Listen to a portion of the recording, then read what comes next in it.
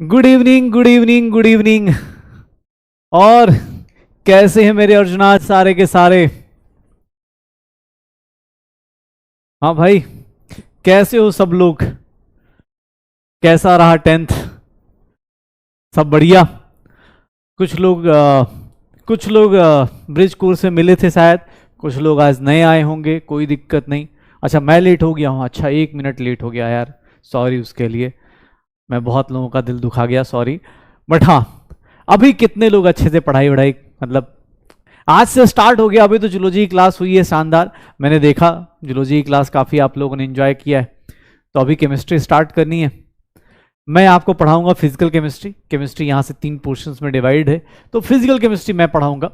Physical chemistry थोड़ी सी 11th की थोड़ी सी दर्द भरी हो सकती है। दर्द इसलिए कि क्वेश्चंस करने पड़ते हैं, लेकिन तुम सारे के सारे अर्जुन हो यार, तुम सारे अर्जुनाज हो, ये वाले अर्जुन हो। तुम्हारा निशाना अपना फिक्स्ड है, तुम्हारा निशाना पता है क्या करना है। नीट 2026, नीट 2026, नीट 2026, सिर्फ और सिर्फ एक ही निशाना है अपने पास, और वो है अपना नीट क्लियर करना। देखो यार, ऑलरेडी बहुत सारा मोटिवेशन अभी बहुत हाई होता है, अभी बहुत ज़्यादा हाई होता है। अभी लगता है कि बस पढ़ाई कर लें कि सिलेक्शन हो ही जाएगा, ठीक है। और कभी कभी उसमें कुछ गलतियां होती हैं।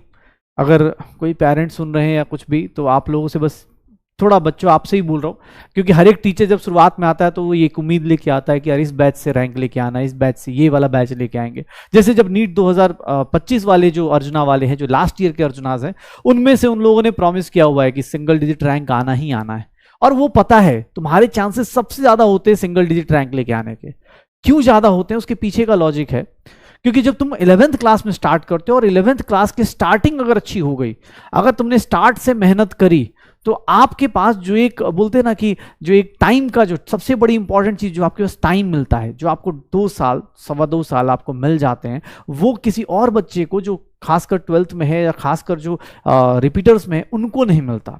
11th वालों को अर्जुनाज के चांसेस ज्यादा है नीट में सिलेक्शन के। क्यों? क्योंकि आपके पास बहुत सारा टाइम है। आप अगर गिरोगे बिना, उठने के चांसेस फिर से हैं। आप 2 महीने गिर जाओगे, फिर से उठ सकते हो, फिर से गिर सकते हो, फिर से उठ सकते हो, क्योंकि आपके पास टाइम है। लेकिन यही टाइम ना आपके लिए प्रॉब्लम भी क्रिएट कर सकता है अगर आपने सही से यूटिलाइज नहीं किया तो। क्योंकि हम लोग 11th में होते हैं, बहुत शौक होता है, कह रहे यार हम तो ये हैं वो हैं। ये दिक्कत यही है कि भैया टाइम पे, अपने पास टाइम का यूटिलाइजेशन अगर करना सीख गए, तो अगले 2 साल, लिख के देता हूं, आपके ही होंगे। ये 2 साल आपके ही होंगे। नीट 2026 का सिलेक्शन आप ही लेके जाओगे। आज बोल रहा हूं, बहुत सारे बच्चे जो ऑब्वियसली यूट्यूब पे, ऐप में, कल से ऐप पे क्लास हो जाएंगी। आज यूट्यूब पे क्लासेस हो रही है, कल से ऐप पे टाइम, मतलब आप ऐप पे क्लासेस स्टार्ट हो जाएंगी। तो कल से जब ऐप में आओगे, वहां जब अटेंडेंस होगी, वहां जब स्कॉलर्स बनेंगे, आपके टेस्ट होंगे, तो डिसाइड होना शुरू होता है। आज तो क्लास में सब लोग यस सर करेंगे। अगर मैं भी पूछूंगा कौन कौन सिलेक्शन लेना चाहता है, कौन कौन नीट 2026 अच्छे से अटेम्प्ट करना चाहता है, यस और नो में बता दो। कौन कौन करना चाहता है, कौन कौन नीट 2026 में सिलेक्शन लेना चाहता है? देखो कितने यस आएंगे। सब लोग लेना चाहते हैं, सब लोग। जो नीट 2026 में अपीयर होने वाले जो बच्चे आज 11th क्लास में बैचेस में स्टार्ट कर रहे हैं ना, वो सब लोग ही सिलेक्शन लेना चाहते हैं। लेकिन आखिर क्या क्या डिफरेंस क्या आएगा? आखिर ये रफ्तार जो चालू होगी वो क्यों कम हो जाएगी, या क्यों ऐसा होगा? उसके पीछे का लॉजिक सीधा सीधा ये है कि आपकी कंसिस्टेंसी। मैं बस इतना चाहता हूं, पेरेंट्स से ही बोलूंगा, आप बच्चों से ही बोलूंगा कि भैया बस इतना ही रिक्वेस्ट है आप सबसे। आपने स्टार्ट आज अपने पास बहुत अच्छे, मतलब बहुत अच्छा लग रहा है कि आप लोग आए हो, आप लोग पढ़ना चाहते हो, अपना सिलेक्शन लेना चाहते हो, ये बहुत अच्छी बात है। लेकिन एक दिक्कत है इसके साथ, कि ये अच्छी बात, हर एक दिन खुद को बोलना कि मुझे पढ़ाई करनी है, मुझे सिलेक्शन चाहिए, ये अगले 2 साल तक अगर लगातार आप बोलते रहे और आप करते रहे, तो आप समझ जाइए आप सिलेक्शन के पास हैं। हम सब टीचर्स जानते हैं, हर एक साल ना, मतलब जैसे मुझसे कोई पूछ दे अगर मुझे नीट 2000, देखो बेटा आपका टारगेट जो है ना, आपका टारगेट ये है, नीट 2026 है, आपका टारगेट ये है नीट 2026। नीट 2026 सीधा सीधा एक पेपर होना है, उस दिन डिसाइड होना है। ऑब्वियस इसके बीच में बहुत सारी चीजें हैं। आप अगर 11th क्लास आज स्टार्ट कर रहे हो, 11th क्लास आज आप 8 अप्रैल से स्टार्ट कर रहे हो ना, आपको मैं एक कुछ टाइमलाइन बता रहा हूं।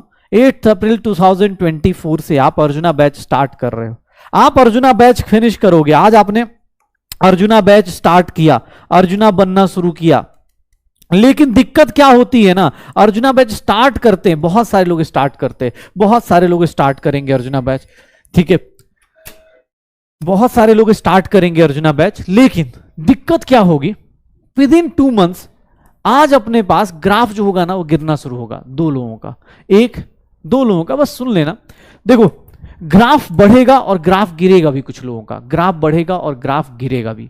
कैसे सर, नीट 2026 तक जाने के रास्ते में अगले 2 महीने के अंदर आपका पूरा एक फ्लो चार्ट बना देता हूं, आप अपने आप आज बता देता हूं नीट 2026 तक का रास्ता कैसे होने वाला है। कुछ लोगों का ग्राफ, यहां पर कुछ स्टूडेंट्स होंगे जो क्लास क्या होंगे, क्लासेस मिस हो जाएंगी, और जब क्लास मिस होगी, या फिर अगर मैं बोल दूं कि सर थोड़ा बहुत, मतलब होता है ना कि सेल्फ स्टडी कहीं ना कहीं कम होगी, स्टडी एंड प्रैक्टिस कुछ ना कुछ तो कम हो जाएगी। और यहीं पर एक बच्चा आएगा, देखना ध्यान से, यहीं पर जो बच्चा आएगा जो स्टडी, क्लास, डीपीपी और क्वेश्चन, आज स्टार्ट हो रहा है, आज सब लोग स्टार्ट करेंगे, मैं आपको बता रहा हूं क्लियरली कि हाँ सर ये होगा, ये देखिए ये सब कुछ करेगा, जो सब कुछ करेगा सर वो अपने स्कूल में भी अच्छा करने वाला है, उसका स्कूल में भी अपना अच्छा मार्क्स आएगा, और नीट वाले जो टेस्ट होंगे, जो हमारे पीडब्ल्यू के जो टेस्ट होंगे, वो सब कुछ अच्छा होने वाला है। लेकिन यहां पर अब दिक्कत आनी शुरू होगी कि सर स्कूल में भी डाउनफॉल आएगा, थोड़ा बहुत पीडब्ल्यू के टेस्ट में हो सकता है टेस्ट ही मिस करना शुरू कर दें, या फिर आप क्या करना शुरू कर दें कि अरे सर मैं 2.0 से पढ़ता हूं, 3.0 से पढ़ता हूं। लेकिन जो ये बैच में, जिस बैच में आप पढ़ रहे हैं, सर मैं सच बता रहा हूं 8 अप्रैल से आप चालू करिए, नेक्स्ट 2 मंथ्स में ये चीजें आपके अंदर आनी शुरू होंगी। और अगर आप इस कैटेगरी में आ गए तो बेटा मैं नहीं चाहता, सच बताऊं एज ए टीचर, मैं कभी नहीं चाहता कि आप इस कैटेगरी में आए, क्योंकि यहां से ना 11th फिर आपका 11th क्या हो जाता है, वीक हो जाता है, ये 11th क्या हो जाता है, वीक हो जाता है। मैं चाहता हूं आप एक नशा ले लीजिए, आज से एक ना एडिक्शन पकड़ लीजिए। एडिक्शन क्या है, कुछ नहीं, सिर्फ 4 चीजें करनी है बेटा, आपको सिर्फ 4 चीजें करनी है, स्कूल में भी टॉप करोगे और पीडब्ल्यू के मार्क्स भी अपने पास अच्छे आएंगे, मार्क्स भी बहुत अच्छे आएंगे। बस एक अगले 2 महीने, मैं आपको बहुत 2 साल तो नहीं बोल रहा हूं, अगले 2 महीने बस इतना पकड़ लीजिए कि सर मुझे ना क्लास मिस नहीं करनी है, मुझे अपने पास स्टडी करनी है, अच्छे से प्रैक्टिस कम नहीं करनी है। मैं इस कैटेगरी में नहीं आना चाहता, मैं नीट 2026 की बात करूंगा, लेकिन पहले मैं 2 महीने बस आपसे एक प्रॉमिस चाहता हूं कि सर आप चाहे जितना कुछ करवा लीजिए, मैं क्लास मिस नहीं करूंगा, स्टडी अपना कभी मिस नहीं करूंगा, डीपीपी कभी छोड़ूंगा नहीं, क्वेश्चन प्रैक्टिस करूंगा, बस आप इतना प्रॉब्लम बस फेस कर लीजिए। आपको मैं बता रहा हूं, आप इसको अगर आपने 2 महीने अगर आपने अच्छे कर लिए, मैं बेटा लिख के दे रहा हूं 11th तो स्ट्रांग होगा ही होगा, और नीट 2026 आपको आसान लगेगा। 2026 तो सो छोड़ो, बहुत सारे बच्चे अभी जो 11th अभी अर्जुना से जो लक्ष्य में कन्वर्ट हुए हैं, उनसे पूछोगे अभी वो पेपर दे सकते हैं, आधे से ज्यादा स्कोर कर सकते हैं। क्यों? क्योंकि सर उन्होंने ये काम किया है। ये काम आप अगले 2 महीने बस कर दो, अगले 2 महीने। हार्ड वर्क स्मार्ट वर्क मुझे नहीं मतलब, आप हार्ड वर्क करो स्मार्ट वर्क करो, मुझे उससे फर्क नहीं पड़ रहा। मैं एज ए टीचर मैं चाहता हूं कि मेरे सामने स्क्रीन के उस साइड जो भी बच्चा बैठा है, जो भी पेरेंट्स बैठे हैं, अपने बच्चे को यहां देखना चाहते हैं। और ये यहां देखने का प्रोसेस स्टार्ट कहां से होगा बेटा? अगले 2 महीने अगर आपने क्लास अच्छे से अटेंड करी, चाहे जो अपने पास कहीं पढ़ने का मन हुआ नहीं हुआ। एक सिंपल सी बात बताता हूं बेटा, ये आइसक्रीम की दुकान नहीं है कि सर मुझे ये फ्लेवर पसंद नहीं तो मैं वो खाऊंगा ये खाऊंगा, नहीं। ये एक रियल लाइफ कॉम्पिटेटिव एग्जाम है, जहां पर एक exam, 1 piece of paper can not decide your future. ये कहने में अच्छा लगता है, लेकिन 1 paper can decide your eligibility और योर फ्यूचर। ये सीधी सी बात है, ये रियलिटी है, ठीक है। तो ये सब मजाक चीजें अलग हैं, लेकिन हाँ रियलिटी है कि 1 piece of paper can decide, 1 paper can decide your future, your career. तो प्लीज बेटा अपने पास, मैं अगले ये 26 तक जाने की बात ही नहीं कह रहा हूं, मैं बस इतना बोल रहा हूं कि बेटा आप बस इतना इस कैटेगरी में मत आओ। मैं आप सबसे आज एक प्रॉमिस चाहता हूं कि सर मैं अगले 2 महीने सारी की सारी क्लास अटेंड करूंगा, सारी की सारी डीपी अटेंड करूंगा, क्वेश्चन करूंगा, बाकी उसके बाद की गारंटी मेरी है। अगले 2 महीने आप करके दिखा दो, 8 अप्रैल से लेकर 8 जून तक आप करके दिखा दो, मैं लिख के देता हूं बेटा। जितने लोग स्कूल से परेशान होंगे इधर उधर, सबकी प्रॉब्लम सॉर्ट आउट हो जाएगी। ये मुझे कौन कौन, ये प्रॉमिस कौन कौन कर रहा है? अगले 2 महीने, next 2 months, you will give your 100% to this batch, you will give your 100% to this teachers, to the study, to the classroom, this DPP, सब कुछ कौन कौन दे रहा है? अगले 2 महीने तू 2 महीने बस कर दे भाई, मैं तुझे सच बता रहा हूं, ये सारे के सारे, किसी को लगता हो सर 2 महीने में 2 साल का सिलेक्शन, मैं सिर्फ बता रहा हूं। क्यों? क्योंकि सर एक कहावत पड़ी गई होगी, 21 दिन में ना लोगों को आदत लग जाती है। मैं देखो कितनी चालाकी से तुमसे 2 महीने का प्रॉमिस ले रहा हूं, 2 महीने बाद ना तुम्हारे दिमाग में फिट हो जाएगा कि यार मुझे करना क्या है। अभी तुम्हें यही नहीं पता होगा करना क्या है, इसलिए बोला बस अगले 2 महीने मेरे साथ साथ यहां पर स्टडी करना है, डीपी सॉल्व करनी है, क्लास के क्वेश्चंस करने हैं, आपको क्वेश्चंस करवाई जाएगी, ये प्रॉमिस कर लो। पिंकी प्रॉमिस हो चाहे जैसा भी प्रॉमिस हो, भैया होना चाहिए। ये 2 महीने आप कर लो, इसके बाद की गारंटी यहां से यहां लेके जाने की अपनी अपनी होगी। क्यों? क्योंकि नेक्स्ट 2 मंथ्स में अगर आपने ये वाला कैटेगरी में आप आ गए, इस कैटेगरी में आ गए, फिर तो आप ऑब्वियस आपका स्ट्रगल अलग हो जाएगा। लेकिन आप इस कैटेगरी में आ गए ना सर, यहां तक, यहां पर सिर्फ एक ब्रेक आएगा आपकी जिंदगी में, आप बस यहां पर लक्ष्य में पहुंचोगे 2025 वाले में, और उसके बाद 2026 वाले में, लक्ष्य 2026 में पहुंचोगे, और उसके बाद बिना किसी ब्रेक के, नो ब्रेक, आप सीधा सीधा सिलेक्शन लेके जाओगे। नो ब्रेक, सीधा सीधा सिलेक्शन, सीधा सीधा सिलेक्शन होगा। सिर्फ ये शुरुआत के 2 महीने 3 महीने आपने अगर अच्छे से प्रैक्टिस कर लिया, लिख के देता हूं बेटा, आपको दिक्कत नहीं आएगी। दिक्कत पता है किनके साथ आती है? यहां बैठे हैं ये बेटा, इनको दिक्कत आएगी। अब ये क्या करेंगे कि सर 11th वेस्ट कर दिया है, 11th वेस्ट कर दिया है, तो अब 11th सही कैसे करें, 11th कैसे सही करें, ये सोचेंगे, और इनके लिए प्रॉब्लम्स ही प्रॉब्लम्स होंगी, प्रॉब्लम्स ही प्रॉब्लम्स होंगी। तो इसीलिए आज पहले दिन बस ये बता रहा हूं बेटा, आपको आपकी जिंदगी का बस अगला 2 महीना देना है बेटा। ऐप में कल से क्लास चालू होगी आज अपने पास, ठीक है? हाँ, कैमरा प्रॉमिस एक बच्चे ने लिखा camera promise, yes sir camera promise, ठीक है? आज स्क्रीन पे ये प्रॉमिस रहेगा, ठीक है?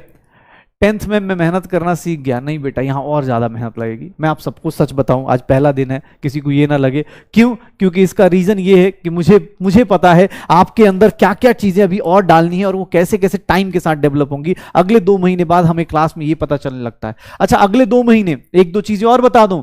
पीडब्ल्यू में किसी को लगता हो अटेंडेंस नहीं होती है, पीडब्ल्यू में अटेंडेंस होती है, बस वो अटेंडेंस आपको स्कूल की तरफ प्रेजेंट और एब्सेंट नहीं दिखता। पीडब्ल्यू की अटेंडेंस आपको चेक करनी है। एज ए पेरेंट भी आपको बता रहा हूं, खासकर पेरेंट्स को बता रहा हूं, अपने बच्चे का अटेंडेंस आप देख सकते हैं। कैसे? आपको बच्चे का एक तो वीडियो कंप्लीट होगा बेटा, तो मार्क एज अ कंप्लीट आ जाता है, वीडियो ड्यूरेशन पता चल जाती है, पेरेंट्स उस पोर्टल पे जाके देख सकते हैं। दूसरा, तुम भी अपने आप को देख सकते हो। और दूसरा सबसे इंपॉर्टेंट फायदा, आप अगर अगले 2 महीने अच्छे से पढ़ाई करते हो तो you will become PW scholar. PW scholar कौन होता है? वो बच्चा होता है जिसके बारे में, जिसको होता है ना इंस्टाग्राम पे ब्लू टिक मिलता है, जैसे फेसबुक पे ब्लू टिक यहाँ वेरीफाइड अकाउंट होता है, वैसे वो वेरीफाइड बच्चा होता है। उसके टेस्ट के मार्क्स नहीं पूछे जाते, उससे स्कूल के मार्क्स नहीं पूछे जाते, उससे सिर्फ और सिर्फ उस बच्चे की ये चीज देखी जाती है कि वो स्टडी कर रहा है क्या, डेली क्लास कर रहा है क्या, क्वेश्चंस डीपीपीए कर रहा है क्या वो टेस्ट दे रहा है क्या। बस इतने ही क्राइटेरिया होता है बेटा। आपके मार्क्स ज्यादा आए चाहे कम आए, ये हमारी टेंशन अभी आपको देनी ही नहीं है। आप बस 11th के शुरुआत के 2-3 महीने साथ में पढ़ें, हम आपको बनाएंगे पीडब्ल्यू स्कॉलर, और पीडब्ल्यू स्कॉलर से आपका सिलेक्शन होगा पक्का। क्यों सर? उसमें कुछ भी नया नहीं करना है, उसमें कोई कंपटीशन नहीं, हर एक बच्चा बन सकता है पीडब्ल्यू स्कॉलर। क्यों? क्योंकि सर उसमें सीधी सी बात है, अटेंडेंस डेली लगाइए, क्लास डेली आइए, पीडब्ल्यू स्कॉलर बनिए। और यूट्यूब पे नहीं, कल से बेटा क्लास अटेंडेंस चालू हो जाएगी, कल से, हाँ कल से वहां स्टार्ट हो जाएगी, ठीक है? डीपीपी बेटा होता है डेली प्रैक्टिस प्रॉब्लम्स। डेली जैसे क्लास होगी उसके साथ साथ प्रैक्टिस शीट दी जाएगी, आपको वो प्रैक्टिस शीट अटेम्प्ट करनी है। ऐसे आज की क्लास में तो नहीं मिलेगी, बट कल की क्लास से स्टार्ट हो जाएगा।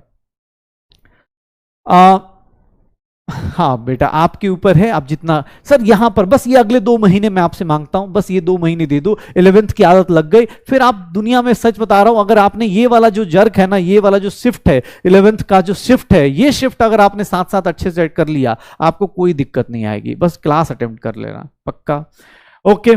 अच्छा चलो, अब ये क्लास का फ्लो क्या होता है ये भी बता देता हूं। जैसे हम लोग क्लास करेंगे, देखिएगा ऑनलाइन क्लास होगी आपकी, ऑब्वियस है आप सब लोग इस बैच में आए हैं तो ऑनलाइन क्लासेस होने वाली है। दूसरी चीज, आप जब ऑनलाइन क्लास में आते हो तो प्लीज अपने पास एक तो कोई भी फालतू की नोटिफिकेशन जितनी भी हैं, मतलब मैं सीधा सीधा बता देता हूं आपको क्या क्या करना है। सर आपको ना मतलब कुछ चीजों का ध्यान रखना है। अरे यार भाई हट जा, क्या करना है क्लास के अंदर, क्लास के ड्यूरेशन में सबसे पहली चीज, सारे के सारे नोटिफिकेशन बंद कर दीजिएगा, क्योंकि आपको नहीं पता, आपके एक मैसेज से सारे के सारे नोटिफिकेशन ऑफ कर दीजिएगा भाई साहब, चाहे जो भी ऐप है जो भी हो, क्योंकि तुम, सीधी सी बात है, तुम क्लास 10th से जस्ट पास हो रहे हो, अभी पासिंग सर्टिफिकेट भी नहीं मिला है, अभी पासिंग सर्टिफिकेट भी नहीं मिला है। तो 10th क्लास के जितने भी बच्चे अभी सुन रहे हैं, चाहे पेरेंट्स सुन रहे हो, सबसे पहले जैसे ही पीडब्ल्यू का ऐप ओपन किया, आप नोटिफिकेशन ऑफ करोगे। नोटिफिकेशन इसलिए नहीं ऑफ करना है कि हाँ सर मुझे मतलब कोई, आप सर नॉर्मल हमें मैच नहीं, भाई कोई दिक्कत नहीं, आपको देखना है क्लास के बाद देखिए। आपको मैं ये भी नहीं बोल रहा हूँ कि नहीं नहीं अभी से ही 18 घंटे पढ़िए, नहीं आप नहीं कर सकते, कोई दिक्कत नहीं सर। आप सिंपल सी चीजें, कल से ऑब्वियस है ऐप में चलेगा तो वहाँ ऐड भी नहीं आती कि ऐड आ गया, आज तो चलो यूट्यूब पे ऐड वैड भी आ रहा होगा, थोड़ा डिस्ट्रैक्शन होगा। नोटिफिकेशन इसलिए ऑफ करना है क्योंकि आपको नहीं पता आपके मोबाइल में आने वाला, आपके मोबाइल में आने वाला एक नोटिफिकेशन अगला 2 मिनट आपको जो डिस्टर्ब करेगा, वो सिर्फ 2 मिनट डिस्टर्बेंस नहीं होती दिमाग में, ऑब्वियस टॉपिक से आपको 2 मिनट के लिए डेविएट किया जाता है, वो कब 2 मिनट का डेविएशन कब पूरी क्लास खराब कर देगा, और कब एक क्लास आपको पता भी नहीं चलेगा, कब पूरा का पूरा चैप्टर खराब कर देगा, और कब आपके अंदर का कॉन्फिडेंस जीरो हो जाएगा, आपको पता नहीं चलने वाला है। एक नोटिफिकेशन आपको पूरा का पूरा, सिंपल सा एक नोटिफिकेशन आ जाए कि हाँ, मान लो तुम पढ़ाई कर रहे हो, बड़े सीरियसली देख रहे हो, सडनली एक नोटिफिकेशन आ गया कि भैया आरसीबी क्रिकेट जीत गई, आरसीबी आईपीएल जीत गई। आपका ना उसके जीतने से आपको 1 रुपया मिलने वाला है, ना उसके हारने से आपको कुछ होने वाला है, सबके सब इंडिया की टीम है, लेकिन जैसे एक नोटिफिकेशन आ गया कि आरसीबी आईपीएल जीत जाएगी या जीत गई, आप फटाफट उसको क्लिक करोगे कि हाँ देख लेता हूं, यहां इंपॉर्टेंट टॉपिक चल रहा होगा, आपने उसको क्लिक किया, सर अब आप विराट कोहली की महानता पे चले गए, आप उसकी महानता पे चले गए, और पता चला आप थोड़ी देर बाद जब लेक्चर में आएंगे तो यहां सब कुछ साइंस है, साइंस में क्या है कि रिलेटेड होता है, आप थोड़ी देर बाद जब आधे घंटे बाद घूम के आएंगे ना, लेक्चर में कुछ समझ में नहीं आएगा।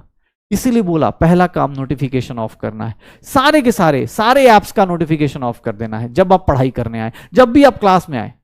मजाक नहीं कर रहा हूं, आरसीबी जीतेगी यार, जीतेगी, जीत जाएगी ऑब्वियस।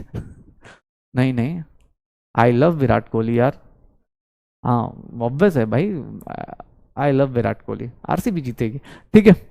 देखते तुम्हारे सिलेक्शन से पहले जीतती है, उसके बाद जीतती है, लेकिन जीतेगी जरूर, ठीक है।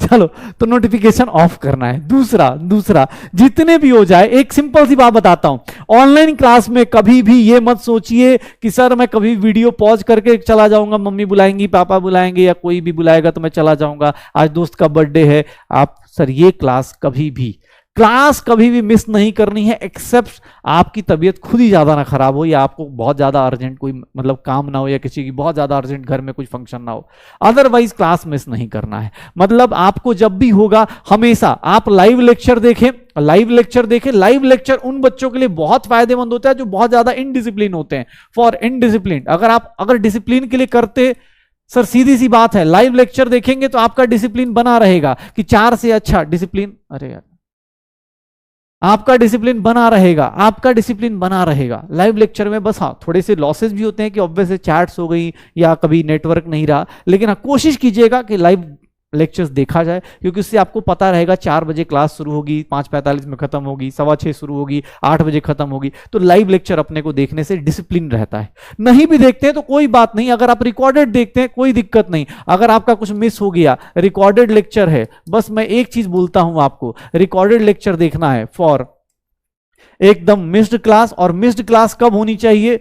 मिस्ड क्लास क्यों मिस्ड होना चाहिए? सर आईपीएल का फाइनल है इसलिए मिस हो गया, ऐसा नहीं होना चाहिए, ठीक है। आईपीएल का फाइनल है उसके कारण मिस नहीं करनी है। मिस क्लास मतलब ऑब्वियस है आपके कुछ होंगे तो वो आपका करेंगे, ठीक है ना, आपके कुछ होंगे, ठीक है ना, कि हाँ भाई चलो क्लास में कुछ वो हो गया तब जाके। अदरवाइज आपको मिस क्लास के लिए ही live lecture attend, recorded lecture attend करना है। कोशिश कीजिएगा लाइव कर ले, अगर हाँ कुछ हो गया तभी आप रिकॉर्डेड देखिए।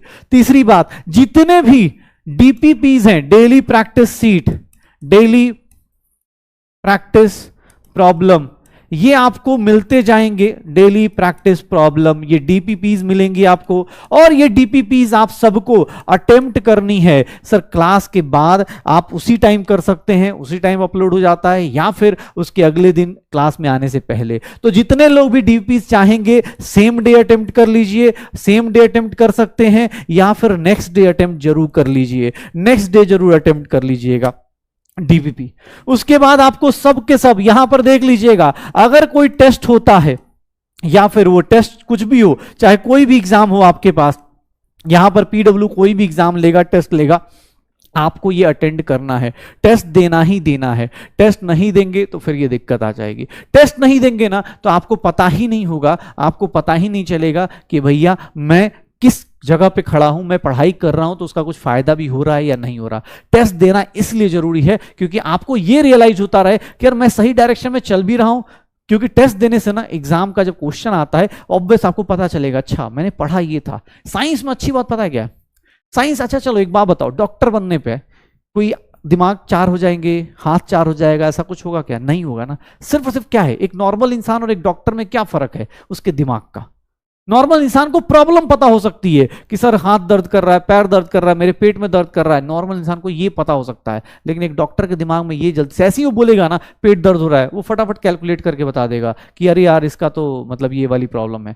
हाथ दर्द कर रहा है, वो फटाफट बता देगा। तो ये क्या है सर? ऑब्वियस है, उसने क्या करा, अपने ब्रेन को इतना कैपेबल बना लिया है कि उसको जैसे जैसे प्रॉब्लम बताओगे उसके हिसाब से वो सॉल्यूशन सोचता चला जाएगा। यही डिफरेंस, यही चीज क्रिएट करनी है अपने लिए। अब ये चीज कैसे डेवलप होती है? ये टेस्ट के थ्रू डेवलप होती है, ये टेस्ट के थ्रू डेवलप होगी। टेस्ट जितना दोगे, एक बात याद रखना sir, selection is directly proportional to, selection अगर आपको लेना है, selection in NEET is directly proportional to sir number of test sir attempted, उसके बाद number of test attempted and उसके बाद mistakes in test analyze, mistakes in test analyzed and corrected, mistakes in test analyzed and corrected। ये सीधा सीधा याद रखना कि जितनी मिस्टेक्स करोगे, मिस्टेक करना गलत चीज नहीं है बट उसको सही करना आपका काम है। तो याद रखिएगा, आपको जब भी आप क्लास कर रहे या जब भी आप पीडब्ल्यू का कोर्स कर रहे, आपको ये बेसिक चीजें करनी पड़ेंगी। आपका सिलेक्शन आपके हाथ में, पक्का श्योर है? नहीं बेटा, अगर आपको लगता है कि आप, अब मैं इस पे ज़्यादा कमेंट नहीं करूंगा बिकॉज ये सबका अपना अपना पर्सनल चीज़ें हैं कि स्कूल जाना है नहीं जाना है, इट्स नॉट माई थिंग भाई, ये चीज़ मैं नहीं बोल सकता आपको। अब आपको ये खुद ही डिसाइड करना है, पेरेंट्स साथ डिस्कस कीजिए, जो चीज़ें आप चाहते हैं वैसे के हिसाब से सिलेक्शन, मतलब जो भी आप चाहते हैं। हाँ सर, आपको क्या करना है, नोटबुक लेना है, ठीक है। हाँ भाई, डॉक्टर बनने के बाद पैसा ऑब्वियस से कमाया जाता है, पैसा भी कमाया जाता है। तो यहाँ लिख सकते हैं ना, सिलेक्शन से नंबर ऑफ टेस्ट जितना दोगे उतना जल्दी सिलेक्शन होगा, उतना जल्दी पैसे कमाओगे, उतनी जल्दी समाज में इज्जत मिलेगी, सोसाइटी में इज्जत मिलेगी। अभी इज्जत क्यों मिल रही है? क्योंकि 10th अच्छा गया है, कुछ देर बाद 10th का रिजल्ट आ जाएगा तो थोड़ी बहुत इज्जत अप डाउन होगी, फिर थोड़ी देर बाद अच्छा सर 11th कैसा जा रहा है, उसके ऊपर इज्जत अप डाउन होगी। तो कोई दिक्कत नहीं, आप सब लोगों को बस एक काम करना है, नोटिफिकेशन ऑफ कीजिएगा, लाइव लेक्चर अटेंड कीजिएगा। कल से बैच में अपने पास लाइव लेक्चर आने शुरू होंगे। यहाँ पर आज ऑनलाइन चल रहे हैं, यूट्यूब पे चल रहे हैं, यहाँ पे थोड़ी प्रॉब्लम हो सकती है ऐड वर्ड की, बट हाँ कल से आपको ऐड वर्ड नहीं आएंगे, ठीक है। डीपीपीज आपको अटेम्प्ट करने हैं, क्लास के जितने क्वेश्चंस कराए जाएं उसको अटेम्प्ट करना है, नोट्स बनाने हैं जितना हो सकता है, शॉर्ट नोट्स। जो लोग स्कूल जा रहे हैं, जिनको टाइम कम मिल रहा है, जो भी रीजन हो जिनको टाइम कम मिल रहा है, वो अपने शॉर्ट नोट्स बना लेंगे कि हाँ भाई शॉर्ट नोट्स बन जाएंगे। बाकी ऐसे कोई टेंशन नहीं होगी। क्लास के अंदर हम बहुत कुछ करने वाले, जो आपको पता भी चलेगा, क्लास के अंदर बहुत कुछ होगा। शॉर्ट नोट्स मिल जाएंगे, क्वेश्चंस इतनी सारी प्रैक्टिस कराई जाएगी। अभी जो 12th वाले पहुंचे हैं या रिपीटर्स पहुंचे हैं ना, वो सारे के सारे क्लास के क्वेश्चंस डायरेक्टली एग्जाम में आते हैं। तो इतना भरोसा रखो, क्योंकि अलग सर ने जितने टीचर्स को यहाँ खड़ा किया है ना भाई साहब आपके लिए, मैं इस बात को बोल सकता हूं, मैं ओरिएंटेशन में हर एक जगह बोलता हूं कि इतने कम प्राइस में इतने बड़े अच्छे अच्छे टीचर्स को चून करके लाना, एक साथ लाके खड़ा करना, ये कहीं भी किसी भी जगह पॉसिबल नहीं है, ठीक है। तो भाई आप भी लकी हो, हम भी लकी हैं, जब हम आपसे इंटरेक्ट कर रहे हैं, आप भी इंटरेक्ट कर रहे हो। अब बस अपना काम है कि नीट 2026 तक सिलेक्शन लेके जाना है, और ये नीट 2026 का सिलेक्शन आप लेके आओगे, बस गाइडेंस हमारी होगी, मेहनत आपकी होगी, सिलेक्शन आपका होगा, ठीक है, सेलिब्रेशन हमारी होगी, ठीक है, ओके। चलो, हाँ रिकॉर्डिंग वाले में भी अटेंडेंस लगती है बेटा, रिकॉर्डिंग जब देखोगे ना तो अटेंडेंस आती है। बुक्स के बेटा, बुक्स की जरूरत है नहीं, बुक्स में आपको बस सीधा सीधा बता दूं, केमिस्ट्री के लिए बुक्स फॉर, अगर मैं केमिस्ट्री की बात करूं तो आपको केमिस्ट्री में सीधी सी बात है, आपको कुछ नहीं, सबसे पहले तो एनसीईआरटी लेनी है। एनसीईआरटी तो लेनी ही लेनी है। एनसीईआरटी की अपने पास न्यू एनसीईआरटी ले लीजिए, कोई दिक्कत नहीं। 2023-24 का एडिशन या 2024-25 का एडिशन, 2023-24 एडिशन जो भी है, आप नई एनसीईआरटी ले लीजिए, या ओल्ड भी चलेगी, ओल्ड एडिशन भी चलेगा, ओल्ड एडिशन भी चलेगा, कोई दिक्कत नहीं है, कुछ चेंज नहीं होगा, कोई भी ले लीजिए, बस एनसीईआरटी ले लीजिएगा, एनसीईआरटी ले लीजिएगा, ठीक है। दूसरा बुक अपने पास ऑब्वियस है, हम लोग यहां पर डीपीपीस तो करते ही करते हैं, डीपीपीस तो करना ही करना है। दूसरा यहां पर आपको मॉड्यूल से होमवर्क मिलेगा, तो मॉड्यूल अगर होगा, पीडब्ल्यू मॉड्यूल अगर होगा, पीडब्ल्यू मॉड्यूल मतलब पीडब्ल्यू का जो मॉड्यूल आता है, मैं आपको पिछली ब्रिज कोर्स में भी दिखाया था, पीडब्ल्यू का जो मॉड्यूल आता है, मैं एक बार और दिखा देता हूं। ऐसी बुक्स आती हैं, ऐसी ऐसी बुक्स आती हैं पीडब्ल्यू की ना, ऐसे मॉड्यूल की बुक्स आती हैं। इसमें क्या होता है कि हर एक चैप्टर का, जो लोग स्कूल जाते हैं मोस्टली, जिनको टाइम कम मिलता है, उनके लिए नोट्स मिले हुए मिल जाते हैं, उनको ना हर एक चैप्टर के नोट्स मिल जाएंगे, यहाँ नोट्स मिल जाएंगे, उसमें ऐड कर सकते हैं, और कुछ यहाँ पर नोट्स शॉर्ट में मिल जाएंगे, और प्लस यहाँ पर ना क्वेश्चंस करने को मिल जाता है, क्वेश्चंस मिल जाते हैं आपको। इसको करने के बाद, डीपीपी पीडब्ल्यू मॉड्यूल करने के बाद, एनसीईआरटी करने के बाद भैया टाइम नहीं मिलेगा, पहली बात। दूसरा, अगर इसको कर लेंगे तो उसके बाद फिर क्लास में पूछिएगा, बता दूंगा कि इसके बाद कौन सी बुक्स करनी है, इसके बाद कौन सी बुक्स करनी है, वो उस टाइम बता दूंगा, ठीक है, उस टाइम बता दूंगा। बेटा नहीं नहीं, ऐसा कुछ नहीं है कि मॉड्यूल नहीं होगा तो नहीं होगा, लेकिन उससे प्रैक्टिस ज्यादा होगी। बेटा आप कोई और बुक्स लोगे ना, उसका कोई मतलब, उसमें क्या होगा ना, मैं होमवर्क नहीं दे पाऊंगा, क्योंकि ऑब्वियस हर एक आदमी अपनी अपनी बुक्स लेगा, तो मैं मॉड्यूल से होमवर्क दूंगा, एनसीईआरटी से होमवर्क दूंगा, और डीपी से होमवर्क दूंगा। ये मेरे 3 होमवर्क वाली चीजें होंगी 11th क्लास में। बस बोल तो रहा हूं, 11th क्लास में बस इतना देख लीजिएगा, एनसीईआरटी, डीपी और मॉड्यूल आप देख लीजिएगा, ठीक है।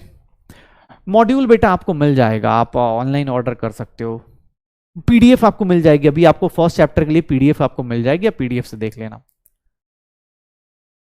और ओल्ड मॉड्यूल्स भी चलेंगी, कोई दिक्कत नहीं, अगर कम, हाँ कोई दिक्कत नहीं, कोई बात नहीं। मैं मॉड्यूल से, मैंने क्या बोला आपको, एनसीईआरटी से होमवर्क दूंगा, एनसीईआरटी क्वेश्चंस होमवर्क में मिलेंगे, डीपीज मिलेंगी, और पीडब्ल्यू मॉड्यूल मिलेगा। एनसीईआरटी तो मिलेगा ही मिलेगा। इनके आज के टाइम पे तो मैं एनसीईआरटी एग्जाम्पलर भी आता है, वो भी धीरे धीरे हम लोग बैच में जैसे जैसे आगे चलेंगे, एनसीईआरटी एग्जाम्पलर हम लोग करने वाले हैं, एनसीईआरटी एग्जाम्पलर हम लोग करेंगे, एनसीईआरटी एग्जाम्पलर हम लोग करने वाले हैं, एनसीईआरटी एग्जाम्पलर भी आ जाएगा तो वो भी करेंगे, ठीक है। चलिए, अब मैं आपसे एक दो चीजें, बुक्स हो गई, पता चल गया सिलेक्शन के लिए क्या करना है, ये भी पता चल गया, क्या नहीं करना है यही पता चल गया, बुक्स सिलेक्शन सब कुछ डिसाइड हो गया है। अब मैं आपसे एक सिंपल चीज पूछता हूं, सिलेक्शन तो पढ़ता ही है ना, बेस्ट मॉड्यूल बेटा सही है, अब आप सब सच बताओ तो मॉड्यूल बहुत सही है, ठीक है। एनसीईआरटी एग्जाम्पलर इज लाइक कि बेटा आपको ना एनसीईआरटी एग्जाम्पलर एक बुक आती है, एनसीईआरटी की बुक है, वही होता है। मॉड्यूल आ जाएगा बेटा, मॉड्यूल आ जाएगा, थोड़ा सा ऑब्वियस है, शुरुआत में टाइम लगता है, बट आ जाएगा। अभी आपको पीडीएफ मिल जाएगा, ऐप में जाएंगे ना आपको पीडीएफ मिल जाएगा ऐप में, ठीक है। चलो ठीक है, आपके ऊपर है, जैसे भी शॉर्ट नोट्स बना सकते बनाइए, ठीक है। चलिए, तो मैं बोल रहा था बुक्स की जरूरत है, NCERT, PW module, NCERT exemplar, ये 3-4 काफी है, इसके अलावा जरूरत नहीं है यार, ठीक है। ओके, हाँ, केमिस्ट्री में अपने पास 3 पोर्शंस हो जाएंगे। अब केमिस्ट्री में 3 पोर्शंस आपके जो सिलेबस में है, अगर मैं केमिस्ट्री का सिलेबस बताऊं तो केमिस्ट्री क्लास 11th का अगर मैं क्लास 11th केमिस्ट्री सिलेबस बताऊं, अगर क्लास 11th के केमिस्ट्री का सिलेबस बताया जाए तो फर्स्ट चैप्टर जो आएगा वो है आपका some basic concepts of chemistry. और सच बताऊं बेटा, एक बात बताऊं, some basic concepts of chemistry से ये जो होगा, इसी को आप लोग कहीं अपने पास, या हम लोग भी क्लास में बार बार बोलेंगे, मोल कॉन्सेप्ट। इस चैप्टर का नाम देंगे मोल कॉन्सेप्ट। ये चैप्टर अपने पास आएगा, ये चैप्टर एनसीईआरटी के अंदर भी दिख जाएगा, और उसके बाद एटॉमिक स्ट्रक्चर मिलेगा, या स्ट्रक्चर ऑफ एटम मिल जाएगा, एटॉमिक स्ट्रक्चर चैप्टर मिलेगा, एटॉमिक स्ट्रक्चर। ये 2 चैप्टर होंगे, मैंने आपको क्या बोला, अगले 2 महीने में ये 2 चैप्टर होंगे, और अगले 2 महीने के अंदर जो 2 चैप्टर होंगे, यही आपको डिसाइड कर देंगे कौन सा बच्चा किस स्पीड से चलने वाला है। इसके लिए आपको प्रैक्टिस करनी है, जितना आपने सोचा नहीं हो उससे ज्यादा प्रैक्टिस करनी पड़ेगी। इस बात को मैं पहले बोल रहा हूं, आज डे 1 पे बोल रहा हूं, क्योंकि बेटा होता है कभी कभी आदमी सोच के आता है कि नहीं यार कम प्रैक्टिस करेंगे तब भी, ये क्लास 10th नहीं है। यहां पर आपको एक बहुत ही, जहां 25 लाख लोग हैं वहां सबको पास नहीं करना। 25 लाख लोग बोर्ड में भी अपीयर होते हैं, लेकिन उनमें सब पास करते हैं। 25 लाख में से 23 लाख 24 लाख लोग पास कर जाते हैं, बहुत कम लोग फेल करते हैं। लेकिन यहां उल्टा है, जहां जितना वहां सिलेक्शन रेशियो है, जितना वहां सिलेक्शन है उतना यहां रिजेक्शन है बेटा। तो इस बात को ध्यान रखिएगा, आप सबसे लोगों से बोल रहा हूं, ठीक है ना, इस बात को ध्यान रखिएगा, ठीक है। ये देख लो, ये दो चैप्टर आपका डिसाइड करेगा कि हाँ कैसा होना है। इसके बाद आपको थर्ड चैप्टर जो मिलेगा वो पीरियोडिक क्लासिफिकेशन मिलेगा। पीरियोडिक क्लासिफिकेशन एंड पीरियोडिसिटी मिल जाएगा आपको, पीरियोडिक क्लासिफिकेशन एंड पीरियोडिसिटी मिलेगा। ये आपको इनऑर्गेनिक में मिलेगा। ये चैप्टर्स ऑब्वियस है, यही आपका फ्लो होगा, पीरियोडिक क्लासिफिकेशन एंड पीरियोडिसिटी। फिर हम लोग बात करेंगे यहां पर तो केमिकल बॉन्डिंग आ जाएगा, केमिकल बॉन्डिंग हो जाएगा। ये दो चैप्टर आपको इनऑर्गेनिक के सर कराएंगे मोहित सर। इनऑर्गेनिक केमिस्ट्री में आएगा, इनऑर्गेनिक केमिस्ट्री में आ जाएगा। ये दो चैप्टर इनऑर्गेनिक केमिस्ट्री में होगी। ये फिजिकल केमिस्ट्री के पार्ट है, फिजिकल केमिस्ट्री का पार्ट है। और इसके बाद फिर हम लोग यहां मिलेंगे तो ये क्या होगा, थर्मोडायनेमिक्स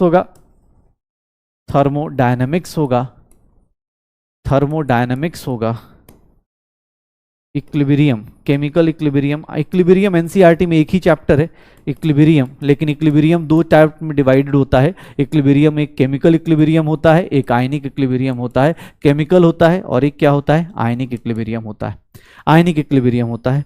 फिर यहां पर रेडॉक्स रिएक्शन करके चैप्टर आएगा, रेडॉक्स रिएक्शंस करके चैप्टर आ जाएगा, ये हम लोग करेंगे। फिर हम लोगों के पास some basic principles of organic chemistry आ जाएगा। अब ये चैप्टर ना अपने पास एनसीईआरटी में एक फॉर्म में है। ये देखो हम लोगों की लाइफ में ये देखो, ये तीन चैप्टर्स फिर से अपने पास कौन से आ जाएंगे, ये 5th 6th अपने पास ये वाले, ये फिर से फिजिकल केमिस्ट्री के पार्ट आ जाएंगे। ये फिजिकल केमिस्ट्री होगा। और अगर मैं क्लास 12th 11th की बात करूं तो क्लास 11th में some basic principles of organic chemistry आएगा। यहां पर 3 चैप्टर आ जाते हैं। ये कहने को अपने पास एक चैप्टर है एनसीईआरटी का, बट यहां पर देखोगे तो नोमेनक्लेचर, यहां पर आ जाता है आइसोमेरिज्म, और यहां पर आ जाता है general organic chemistry GOC. Even आप अगर एनसीईआरटी पढ़ रहे हो तो एनसीईआरटी में एक और टॉपिक आ जाता है purification and analysis of organic compound. आपको ये टॉपिक्स मिलेंगे आपको पूरे, जब आप केमिस्ट्री के एंड तक पहुंचोगे तो। एंड इसके बाद आता है हाइड्रोकार्बन।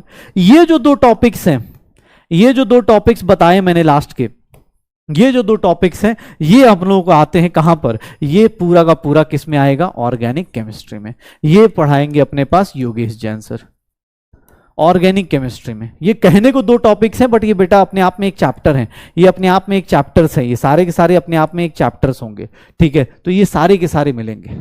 कितने पेज की नोटबुक, नहीं बेटा ठीक है, नोटबुक नंबर, पेजेस तो छोड़ दो, नंबर ऑफ नोटबुक पूछो। पेज क्या होता है, पेज तो अब छोटी मोटी बातें होती हैं, ठीक है, पेज तो अब छोटी मोटी बातें होती है। नंबर ऑफ नोटबुक्स आते हैं बेटा, नंबर ऑफ नोटबुक्स आते हैं, ठीक है। हाँ कोई दिक्कत नहीं, नंबर ऑफ नोटबुक्स लेनी है, अलग अलग, फिजिकल का अलग हो सकता है। अभी तो आप देखो आज तो पहली क्लास है ना, तो ऑब्वियस है पेजेस का क्या है, पेज नहीं बेटा, यही तो 10th और 11th में फर्क है। इसीलिए तो मैंने आपको बोला शुरुआत के 2 महीने, शुरुआत के 2 चैप्टर में आप डिसाइड होना शुरू हो जाते हैं कि आपने सही लिया। बोलते हैं Newton's third law is valid. अब न्यूटन्स थर्ड लॉ कैसे वैलिड होता है, every action has a opposite equal and opposite reaction. तो यहां पर क्या होता है कि सर आपने मजे मजे में अगर साइंस ले ली, तो सीधी सी बात है आपने एक्शन ले लिया, तो 2 महीने के बाद आपको रियलाइज होगा कि अब साइंस आपसे मजे ले रही है। तो मजे मजे मत लीजिएगा, सिंसियरली आप अपने गोल के प्रति अलाइंड होने चाहिए, अपने एम के प्रति, हाँ यार मुझे ये चीज करनी है। अगर आप उसकी तरफ सोच रहे हो तब ये ले रहे हो कि यार मुझे डॉक्टर बनना है, क्यों बनना है ये आपको पता है, और किस लिए बनना है, किस तरह बनना है ये आपको पता है, तो ही आपको मजा आएगा। अदरवाइज तो फिर तो न्यूटन्स थर्ड लॉ आपके लिए ऊपर वैलिड हो जाएगा कि भैया आपने मजे मजे में साइंस ली, अब साइंस आपसे मजे ले रही है। ऐसा ना हो आपके साथ, ठीक है ना। तो प्लीज ट्राई कीजिएगा सब लोग। ये आपके टोटल चैप्टर्स हैं, 8-9 चैप्टर्स हैं। ये ऑब्वियस ये बेटा ये 2 चैप्टर है, कोई बोले ऑब्वियस ये 2 अलग अलग चैप्टर्स हैं। हम लोग एनसीईआरटी के हिसाब से इसको एक ही चैप्टर में काउंट करते हैं।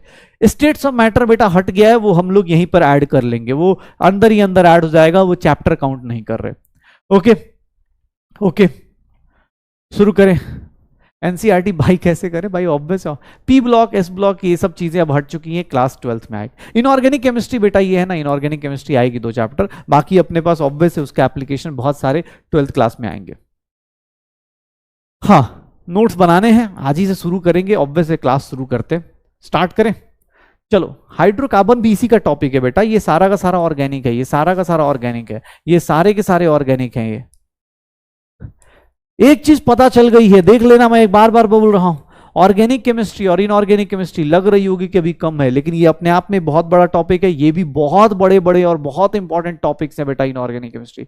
ये जो 4 चैप्टर शुरुआत के होते हैं ना, इससे बेसिक्स बन जाते हैं, मतलब जो शुरुआत के 2 चैप्टर्स उससे वो वाली भीड़ हट जाती है जिन्होंने गलती से साइंस ले ली है। शुरुआत के 2 चैप्टर्स में उनको पता चल जाता है कि भाई गलती हो गई है, ठीक है। उसके बाद जो ये शुरुआत के 4 चैप्टर होते हैं, ये डिसाइड करना शुरू कर देते हैं कि ये बच्चा जो है अब किस लेवल पे जाना चाहता है, ठीक है, मतलब रैंक कितना लेके आना चाहता है, वो बताना शुरू हो जाता है। तो ट्राई कीजिएगा, सब लोग कोशिश करना है, और आप सबसे, आप सबके, मैं एक लाइन बोलता हूं कि अगर आप सपना सोच सकते हो ना, अगर अपना सपना देख सकते हो कि सर मैं ये सपना देख रहा था या देखता हूं, तो अगर आप अपना सपना देखते हो ना, तो आपके अंदर वो काबिलियत है उस सपने तक पहुंचने की। ये सीधा एक स्टेटमेंट है। मुझे ये लगता है कि हर एक बच्चा जो भी ये सपना देख सकता है, जो भी सपना देखता है ना, उसकी उतनी काबिलियत है वहां तक पहुंचने की। अगर आप सपने में ये सोचते हो कि मैं फेलियर हूं, तो आप ऑब्वियस आप फेलियर की तरफ चलना चाहते हो। अगर आप सपने में ये सोच रहे हो कि मुझे रैंक लेके आना है, तो आप रैंक की तरफ मूव करना शुरू करोगे। ये मेरी तरफ से आपको बस एक पीस ऑफ एडवाइस है, बाकी अब धीरे धीरे क्लास में चलेंगे और स्टार्ट करेंगे। चलो तो स्टार्ट करें। बहुत सारी चीजें हो गई, बहुत सारी बातें हो गई, बहुत सारा मोटिवेशन हो गया, बुक्स पता चल गई, ये पता चल गया क्या करना है क्या नहीं करना है। सर ये सब तो हम सोच के ही बैठे हैं, नीट 2026 हमारा अल्टीमेट गोल है, और तुम यहां बैठे एक अर्जुन हो जिसको अपने ऊपर, सर अपने ऊपर ये बोलते हैं ना, अपने आंखों से ये सीधा सीधा निशाना यहां मारना है, बीच में कोई डेविएशन आए, कुछ भी आ जाए, फर्क नहीं पड़ता। जिस दिन आपने अपनी क्लास के लिए किसी दोस्त के बर्थडे पे जाने के लिए मना कर दिया ना, समझ जाना सिलेक्शन के लिए एक स्टेप और आगे बढ़ गए। जिस दिन आपने अपनी क्लास के लिए किसी के रिश्तेदारों की शादियों में जाने से मना कर दिया ना, या कि नहीं पापा या नहीं मम्मी मुझे नहीं जाना है, समझ जाना सिलेक्शन के उतने पास पहुंच रहे हो आप, ठीक है। बस याद रखना ये सब चीजें, लिख के रख लो। क्या 2 लाइन, आज पहला दिन है, डायलॉग खूब निकल रहा है, ठीक है।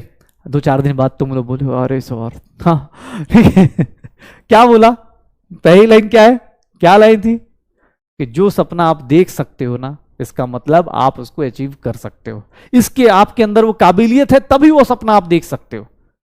तो याद रखना, जो सपना आप देख रहे हो उतना आप कर सकते हो, तो इसलिए करना है। आपने सपना देखा है तो कर लोगे। दूसरी चीज, जिस दिन आपने ना कहा किसी बाहर के फंक्शंस या बाहर किसी चीज के लिए, क्लास के बदले आपने बोला कि नहीं यार आईपीएल चल रहा है चलने दो, सर ये चल रहा है चलने दो, मुझे कहीं नहीं जाना, उस दिन समझ जाना कि आप सिलेक्शन के लिए और ज्यादा पास में पहुंचते जा रहे हैं। पक्का? तो चलो शुरू करते हैं, बहुत हो गया मोटिवेशन। एक बोल रहा आईपीएल देखे कि ना देखे। ए भाई आईपीएल में ना देखो, मैं नहीं बोल रहा हूं मत देखो, इंटरटेनमेंट जरूरी नहीं है, इंटरटेनमेंट करो, लेकिन भाई इंटरटेनमेंट मैं भी देखता हूं आईपीएल, लेकिन मैं लाइव नहीं देखता हूं। मुझे इतना मैच्योरिटी है, मुझे लगता है कि भैया एक तो वो जीतेंगे, मैं अपने इंटरटेनमेंट के लिए उसको देखना चाहता हूं। इंटरटेनमेंट का मतलब होता है 10-15 मिनट, मैं आराम से शाम को बैठूंगा, दिन का अपना देख लूंगा कि हाँ यार कितना क्या हुआ। अगले दिन सुबह बैठूंगा आराम से, जियो सिनेमा पे जाके बैठ के आराम से देखूंगा 15 मिनट में। जो काम 4 घंटे का उसको स्मार्टली 15 मिनट में देख लूंगा। जीतेगी तो हाँ, आरसीबी भी जीत जाएगी, कोई टेंशन नहीं यार, बना देंगे यार, अरे जितवा देंगे यार, हटाओ, हाँ अपनी टीम है यार, चलो पूरी इंडिया की टीम है। चलो तो एक आईपीएल देखना है, ये पता चल गया कैसे देखना है, पढ़ाई करनी है चुपचाप, हाँ पढ़ाई करनी है, चुपचाप पढ़ाई करनी है। स्टार्ट करते हैं। हाँ तो स्टार्ट करते हैं अब अपनी लाइफ में केमिस्ट्री। केमिस्ट्री अपनी 11th क्लास की थोड़ी अलग है, वो क्यों अलग है वो धीरे धीरे टाइम के साथ रियलाइज होगा। अभी हम लोग स्टार्ट करते हैं केमिस्ट्री में क्या क्या होता है। ओके यस सर, पहली कॉपी आप ले सकते हैं। अब आपके फिजिकल इक्विलिब्रियम की चीजें स्टार्ट करेंगे हम लोग, फिजिकल इक्विलिब्रियम चालू करने वाले हैं। फिजिकल इक्विलिब्रियम के लिए, फिजिकल केमिस्ट्री के लिए आपको पढ़ना पड़ेगा, फिजिकल केमिस्ट्री के लिए अलग से। हाँ फिजिकल केमिस्ट्री के लिए अब स्टार्ट करते हैं। अब class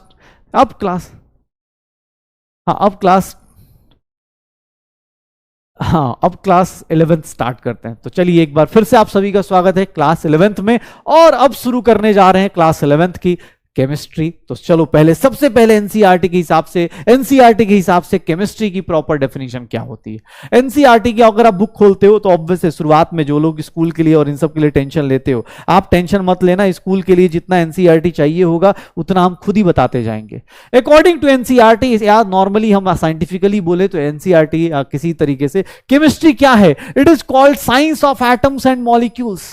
sir it is called science of atoms and molecules, मतलब बहुत छोटे छोटे पार्टिकल्स की कहानी को ही क्या बोला जाता है, केमिस्ट्री बोला जाता है। बहुत छोटे छोटे पार्टिकल्स की कहानी को ही क्या बोला जाता है बेटा, केमिस्ट्री बोला जाता है। आज आपका पहला टॉपिक, पहली चीज स्टार्ट करते हैं और ये देख लीजिए क्या है केमिस्ट्री। तो ये science of atoms and molecules है, बिकॉज ये किसको डील करता है, ध्यान सुनिएगा। आप पूरे केमिस्ट्री में देखेंगे सर किसी की कंपोजिशन, किसी का स्ट्रक्चर, किसी की प्रॉपर्टीज और किसी का इंटरेक्शन, मतलब कौन किस तरह से रिएक्ट कर रहा है, कौन किस तरह से मिलके बना हुआ है, कौन किस तरह से मिलके बना हुआ है, किस तरह से उनकी प्रॉपर्टीज है, किस तरह से उनके स्ट्रक्चर्स हैं, इन्हीं सब की कहानी अगले 2 साल तक आप जब पढ़ेंगे उसी चीज को हम लोग क्या बोलेंगे, केमिस्ट्री बोलेंगे। उसी चीज को हम लोग क्या बोलेंगे, केमिस्ट्री बोलेंगे। पक्का, श्योर है।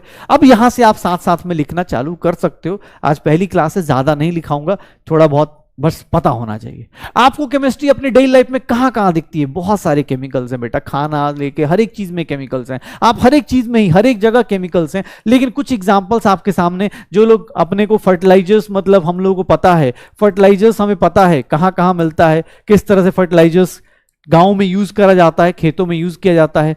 Pesticides, insecticide, fungicides, preservatives obviously food में यूज होता है। ड्रग्स में, ड्रग्स मतलब वो वाला ड्रग्स नहीं, अबे ड्रग्स मतलब आर्यन खान वाला मत मान लेना भाई, ठीक है कि सर ड्रग्स वो नहीं, ड्रग्स मतलब मेडिसिन। जो कहीं कहीं देखा होगा ना, कहीं दवाई की दुकान पे लिखा होता है प्रकाश ड्रग हाउस, ऐसा लिखा होता है प्रकाश ड्रग हाउस, तो इसका मतलब क्या है, वो ड्रग हाउस मतलब वो थोड़ी ना कि सर वो वाला ड्रग्स, ड्रग्स वो वाला नहीं है भाई। ड्रग्स मतलब कि छोटे केमिकल्स, एक माइक्रो मॉलिक्यूल्स जो आपकी लाइफ में बहुत ज्यादा चेंजेस ला दें, ठीक है। तो ये देख लो, ये ड्रग्स। पॉलीमर्स मतलब पॉलिस्टर्स, ये सब नाम सुना होगा, सोप्स और डिटर्जेंट्स जो हम डेली लाइफ में यूज करते हैं। ये हमारे कुछ केमिस्ट्री में कुछ ऐसे केमिकल्स हैं जो हमारी लाइफ में डेली यूज होते हैं।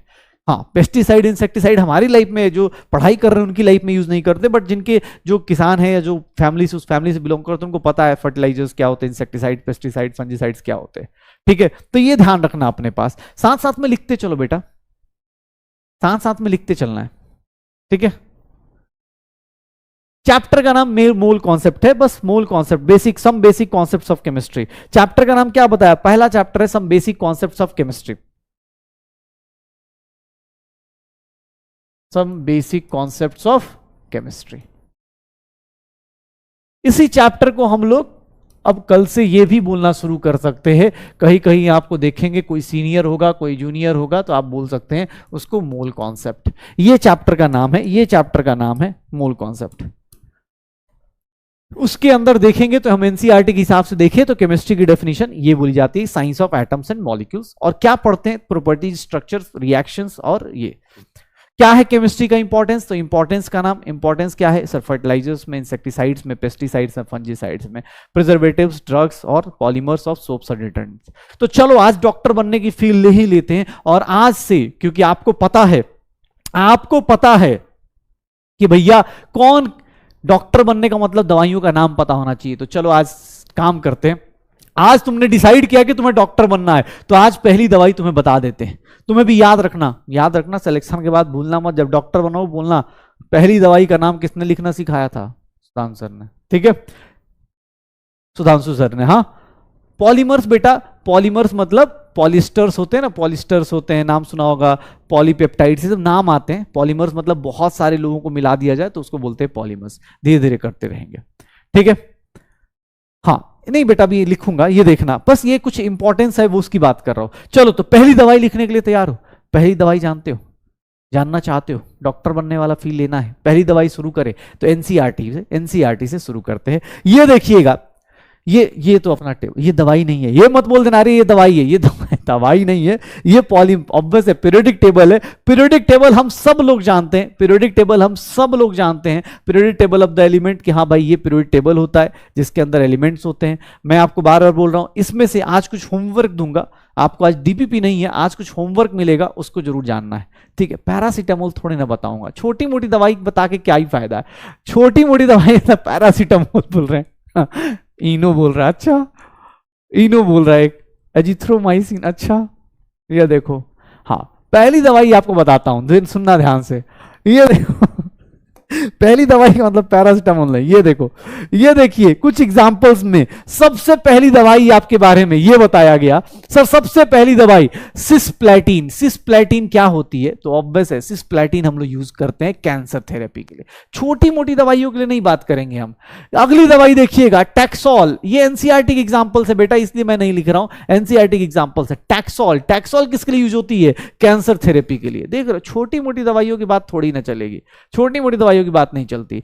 टैक्सोल, सिस्प्लेटिन, ये किसके लिए यूज होता है, कैंसर के लिए यूज होता है। एक बोलते हैं एजिडोथाइमिडीन, इसका नाम देख लो, AZT, एजिडोथाइमिडीन। सर क्या बोलेंगे, एड्स की ट्रीटमेंट के लिए यूज होता है, एड्स की ट्रीटमेंट के लिए यूज होता है, तो ये देख लो। अब देख लो अपने पास, अरे भाई एक बोल रहा है पेंटॉप डी, डोलो, डिस्प्रिन, क्या क्या बोले जा रहे भाई, ठीक है। ये देखो, ये देखो, मुझे बोला गया कि सर दवाई का नाम बताना है, तो दवाइयों में ऑब्वियस है हमारे लिए केमिस्ट्री में जब भी हम बात करेंगे तो ये सब लोग यूजफुल होते हैं। यूजफुल मतलब ऑब्वियस है ये सारी की सारी, हाँ हाँ डोलो वोलो सब तुम कर लो, तुम सब लोग यही सब करो, ठीक है। ये देख लो AZT, एजिडोथाइमिडीन, ठीक है, ये ध्यान रखना आपने। अरे बड़ी बड़ी, हाँ बड़ी बड़ी दवाइयों के नाम, डॉक्टर वाली बातें करेंगे ना यार, छोटा मोटा क्या है, पैरासीटामोल क्या है, कैंसर एड्स के, देख रहे पहली क्लास में वही पूछे एड्स का ट्रीटमेंट, अरे भाई एजिडोथाइमिडीन, और ऐसे नहीं लिखना है, डॉक्टर का मतलब क्या होता है, वो AZT ऐसे थोड़ा लिखेगा, AZT वो ऐसे नहीं लिखते, तुम्हें ही पता है। नॉर्मल इंसान लिखेगा तो नॉर्मल इंसान ऐसे लिखेगा, जैसे तुम लिखोगे तो अभी नोट्स बनाओगे तो ऐसे लिखोगे, एजिडोथाइमिडीन ऐसे लिखोगे। तुम्हें पता है ना 2 साल बाद कैसी राइटिंग में लिखना है, 2 साल नहीं, 2 साल के बाद 5 साल और, ऐसे दूसरे साल के बाद स्टार्ट हो जाता है। उसके बाद अगर मतलब डॉक्टर्स की राइटिंग हम सबको पता है कितनी प्यारी होती है, ठीक है। हाँ डॉक्टर मतलब हाजमूला भी लिखेगा ना, तो हाजमूला ऐसे नहीं लिखेगा, आगे बैठ के ऐसे लिख रहा है कि हाँ बेटा ये। तुम कभी किसी डॉक्टर के पास गए जो हाथ में 4 पेन लेके बैठा हो, अलग अलग कलर्स के पेन लेके बैठा हो, पूछ रहा हो कि नाम बताइए, तो नाम पूछ रहा हो कि अच्छा नाम, अच्छा आपका नाम, पेशेंट का नाम ऐसे लिख रहा हो SUDHANSHU ऐसे लिख रहा हो, फिर बोले रुकिए 1 मिनट, ऐसे कभी किसी डॉक्टर को देखा क्या, अच्छा नहीं, हाँ एज कितनी है आपकी, ये नेम हो गया, ये एज कितनी है इतना, अब अलग अलग ऐसे कभी देखा है क्या कि एज कितनी हो गई, अच्छा आपको दवाई मतलब बीमारी कौन सी है, ये बीमारी कौन सी है, ऐसा कभी देखा क्या कि नहीं सर आपको क्या क्या प्रॉब्लम क्या आ रही है, ऐसा कभी देखा। इतने सुंदर राइटिंग में बैठ के लिख रहा हो तो आप समझ जाओगे, अगर ऐसा डॉक्टर मिल गया ना, पहले तो आप डर के साइड हो जाओगे, अगर ऐसा डॉक्टर मिल गया, अभी इसको नोट मत करना भाई अगर ऐसा डॉक्टर मिल गया कि हाथ में 4 पेन लेके बैठा हो, नोट्स बना रहा हो, अच्छा okay problem sir writing problem है, ठीक है इसको एक दवाई लिखो, हाँ दवाई लिखो, ऐसा नहीं होता। ऑब्वियस ऐसे डॉक्टर, ठीक है अभी राइटिंग बनानी है क्योंकि अभी बोर्ड्स का एग्जाम देना है, लेकिन उसके बाद बिगाड़ लेनी है, ठीक है। चलो तो दवाई का नाम पता चल गया कौन कौन सा है, सिस्प्लेटिन, टैक्सोल और AZT क्या है, एजिडोथाइमिडीन। ये किसके लिए यूज होता है, एड्स ट्रीटमेंट के लिए, ये दोनों कैंसर के लिए यूज होते हैं। सिस्प्लेटिन आप जब 12th के लास्ट तक पहुंचेंगे ना, सिस्प्लेटिन का स्ट्रक्चर भी आपको मिल जाएगा। अब तुम्हें ही पता है किसी भी जगह किसी भी चीज का, केमिस्ट्री में खासकर जब आप पढ़ते हो तो आपको एक चीज पता होती है कि यार जब एग्जाम्पल्स आते हैं जहां केमिकल्स यूज किए जाते हैं, जैसे हमने पहली बार जब केमिस्ट्री वाले ने प्लास्टिक बनाया तो प्लास्टिक बहुत फेमस हुआ, बहुत फेमस हो गया, क्यों, क्योंकि यार प्लास्टिक से ना बहुत सारे काम आसान हो गए। लेकिन आज के टाइम पे आज उसी प्लास्टिक के ऊपर, उसी पॉलीथीन के ऊपर हम लोग क्या कर रहे हैं, बैन लगा रहे हैं, क्यों, क्योंकि उससे हमें दिक्कत आनी शुरू हुई, ठीक है, उससे हमें दिक्कत आनी शुरू हुई। तो याद रखिएगा सर एग्जाम्पल कि यार हम लोग केमिस्ट्री में जो भी चीज पढ़ेंगे उसका कुछ ना कुछ ऑब्वियस एनवायरमेंट को डिग्रेडेशन करेगा, उसमें सबसे ज्यादा क्लोरोफ्लोरोकार्बन मतलब कार्बन कंटेनिंग कंपाउंड जिसके अंदर क्लोरीन है, फ्लोरीन है, ये सारे के सारे ओजोन लेयर डिप्लीशन में काम आते हैं। 10th क्लास में आप सबने थोड़ी बहुत एसएसटी पढ़ी हो तो उसमें ये सब कुछ आता है। पॉलीथीन आज के टाइम पे, पेट्रोल के अंदर लेडेड पेट्रोल होता है, तो ये सब चीजें अपने को दिक्कत क्रिएट करती हैं, ठीक है।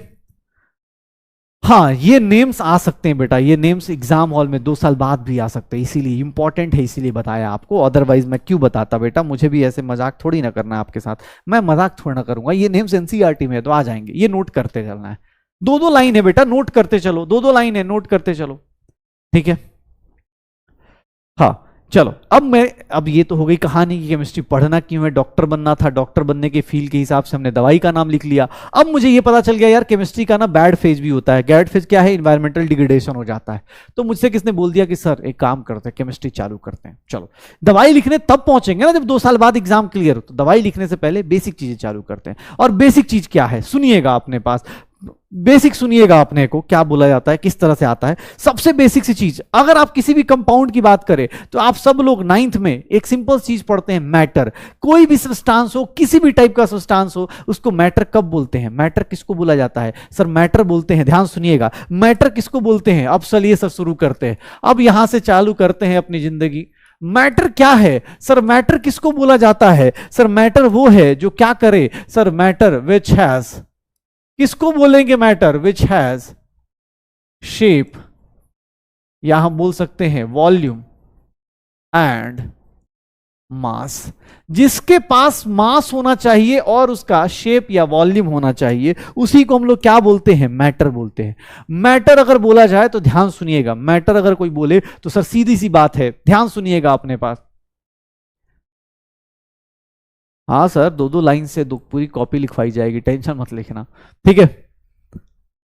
हाँ ये देखना, अभी होमवर्क दूंगा बेटा, जाते टाइम दूंगा। विच हैज शेप, मास और मैटर, सीधी सी बात है, शेप हो और मास हो, 2 चीजें होनी चाहिए मैटर को डिफाइन करने। कोई भी चीज, जैसे मैं एक अपने आप में एक मैटर हूं, तुम अपने आप में मैटर हो, ये क्या है, एक मैटर है, क्योंकि सबके पास एक शेप है और उसका क्या है सर मास होगा। जिसके पास भी शेप है और मास है उसको क्या बोलेंगे, मैटर बोलेंगे, जो स्पेस में ऑब्वियस स्पेस और मास ऑक्युपाई करे। सर इसकी फिजिकल क्लासिफिकेशन करते हैं अगर हम लोग, अगर मैं फिजिकल क्लासिफिकेशन कर दूं, अगर मैं फिजिकल क्लासिफिकेशन करूं, फिजिकल क्लासिफिकेशन ऑफ मैटर करूं, तो फिजिकल क्लासिफिकेशन जो होगा भैया मैटर का 3 टाइप का होगा। ऐसे कहने को आज के टाइम में अलग अलग मिल जाएंगे, लेकिन हम लोग 3 ही टाइप पढ़ते हैं, सॉलिड, दूसरा लिक्विड एंड तीसरा गैस।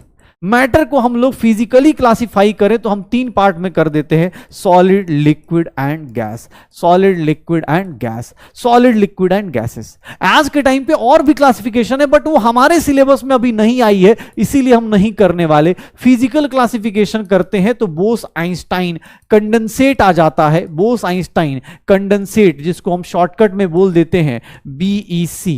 और अगर मैं बात करूं BEC के बाद तो हम लोगों की लाइफ में क्या आ जाता है, प्लाज्मा आ जाता है। अभी और भी मैटर आ गए हैं, लेकिन हाँ हम लोग इसको अभी नहीं पढ़ते हैं, ये आउट ऑफ सिलेबस होते हैं, अभी हमारे सिलेबस में, नॉट इन आवर सिलेबस, ये हमारे सिलेबस में नहीं है, नॉट इन आवर सिलेबस, ये हमारे सिलेबस में नहीं है, इसीलिए हम इनको नहीं पढ़ते। हमारे सिलेबस में सॉलिड, लिक्विड एंड गैस होता है, सॉलिड, लिक्विड एंड गैस होता है, प्लाज्मा और बोस आइंस्टाइन कंडेंसेट नहीं होता है। तो अगर आप फिजिकल क्लासिफिकेशन करते हो मैटर का, अगर आप फिजिकल क्लासिफिकेशन करते हो मैटर का, तो उसमें आपको ये मिल जाएगा कि सर आप क्या करोगे, आप इसमें ये देख सकते हो फिजिकल क्लासिफिकेशन में, ये देख लो फिजिकल क्लासिफिकेशन में आप ये सब चीजें ऐड कर सकते हो, फिजिकल क्लासिफिकेशन में आप ये ऐड कर लो, पक्का। अच्छा मुझसे किसने बोला फिजिकल क्लासिफिकेशन की बात, अब देख लो मैं एक सिंपल सी बात करूं, अगर मैं केमिकल क्लासिफिकेशन ऑफ मैटर करने जाऊं, केमिकल क्लासिफिकेशन ऑफ मैटर करने जाऊं तो ध्यान सुनिएगा, अभी मैं आपको पिक्चर भी दिखा दूंगा, केमिकल क्लासिफिकेशन ऑफ मैटर करने जाऊं,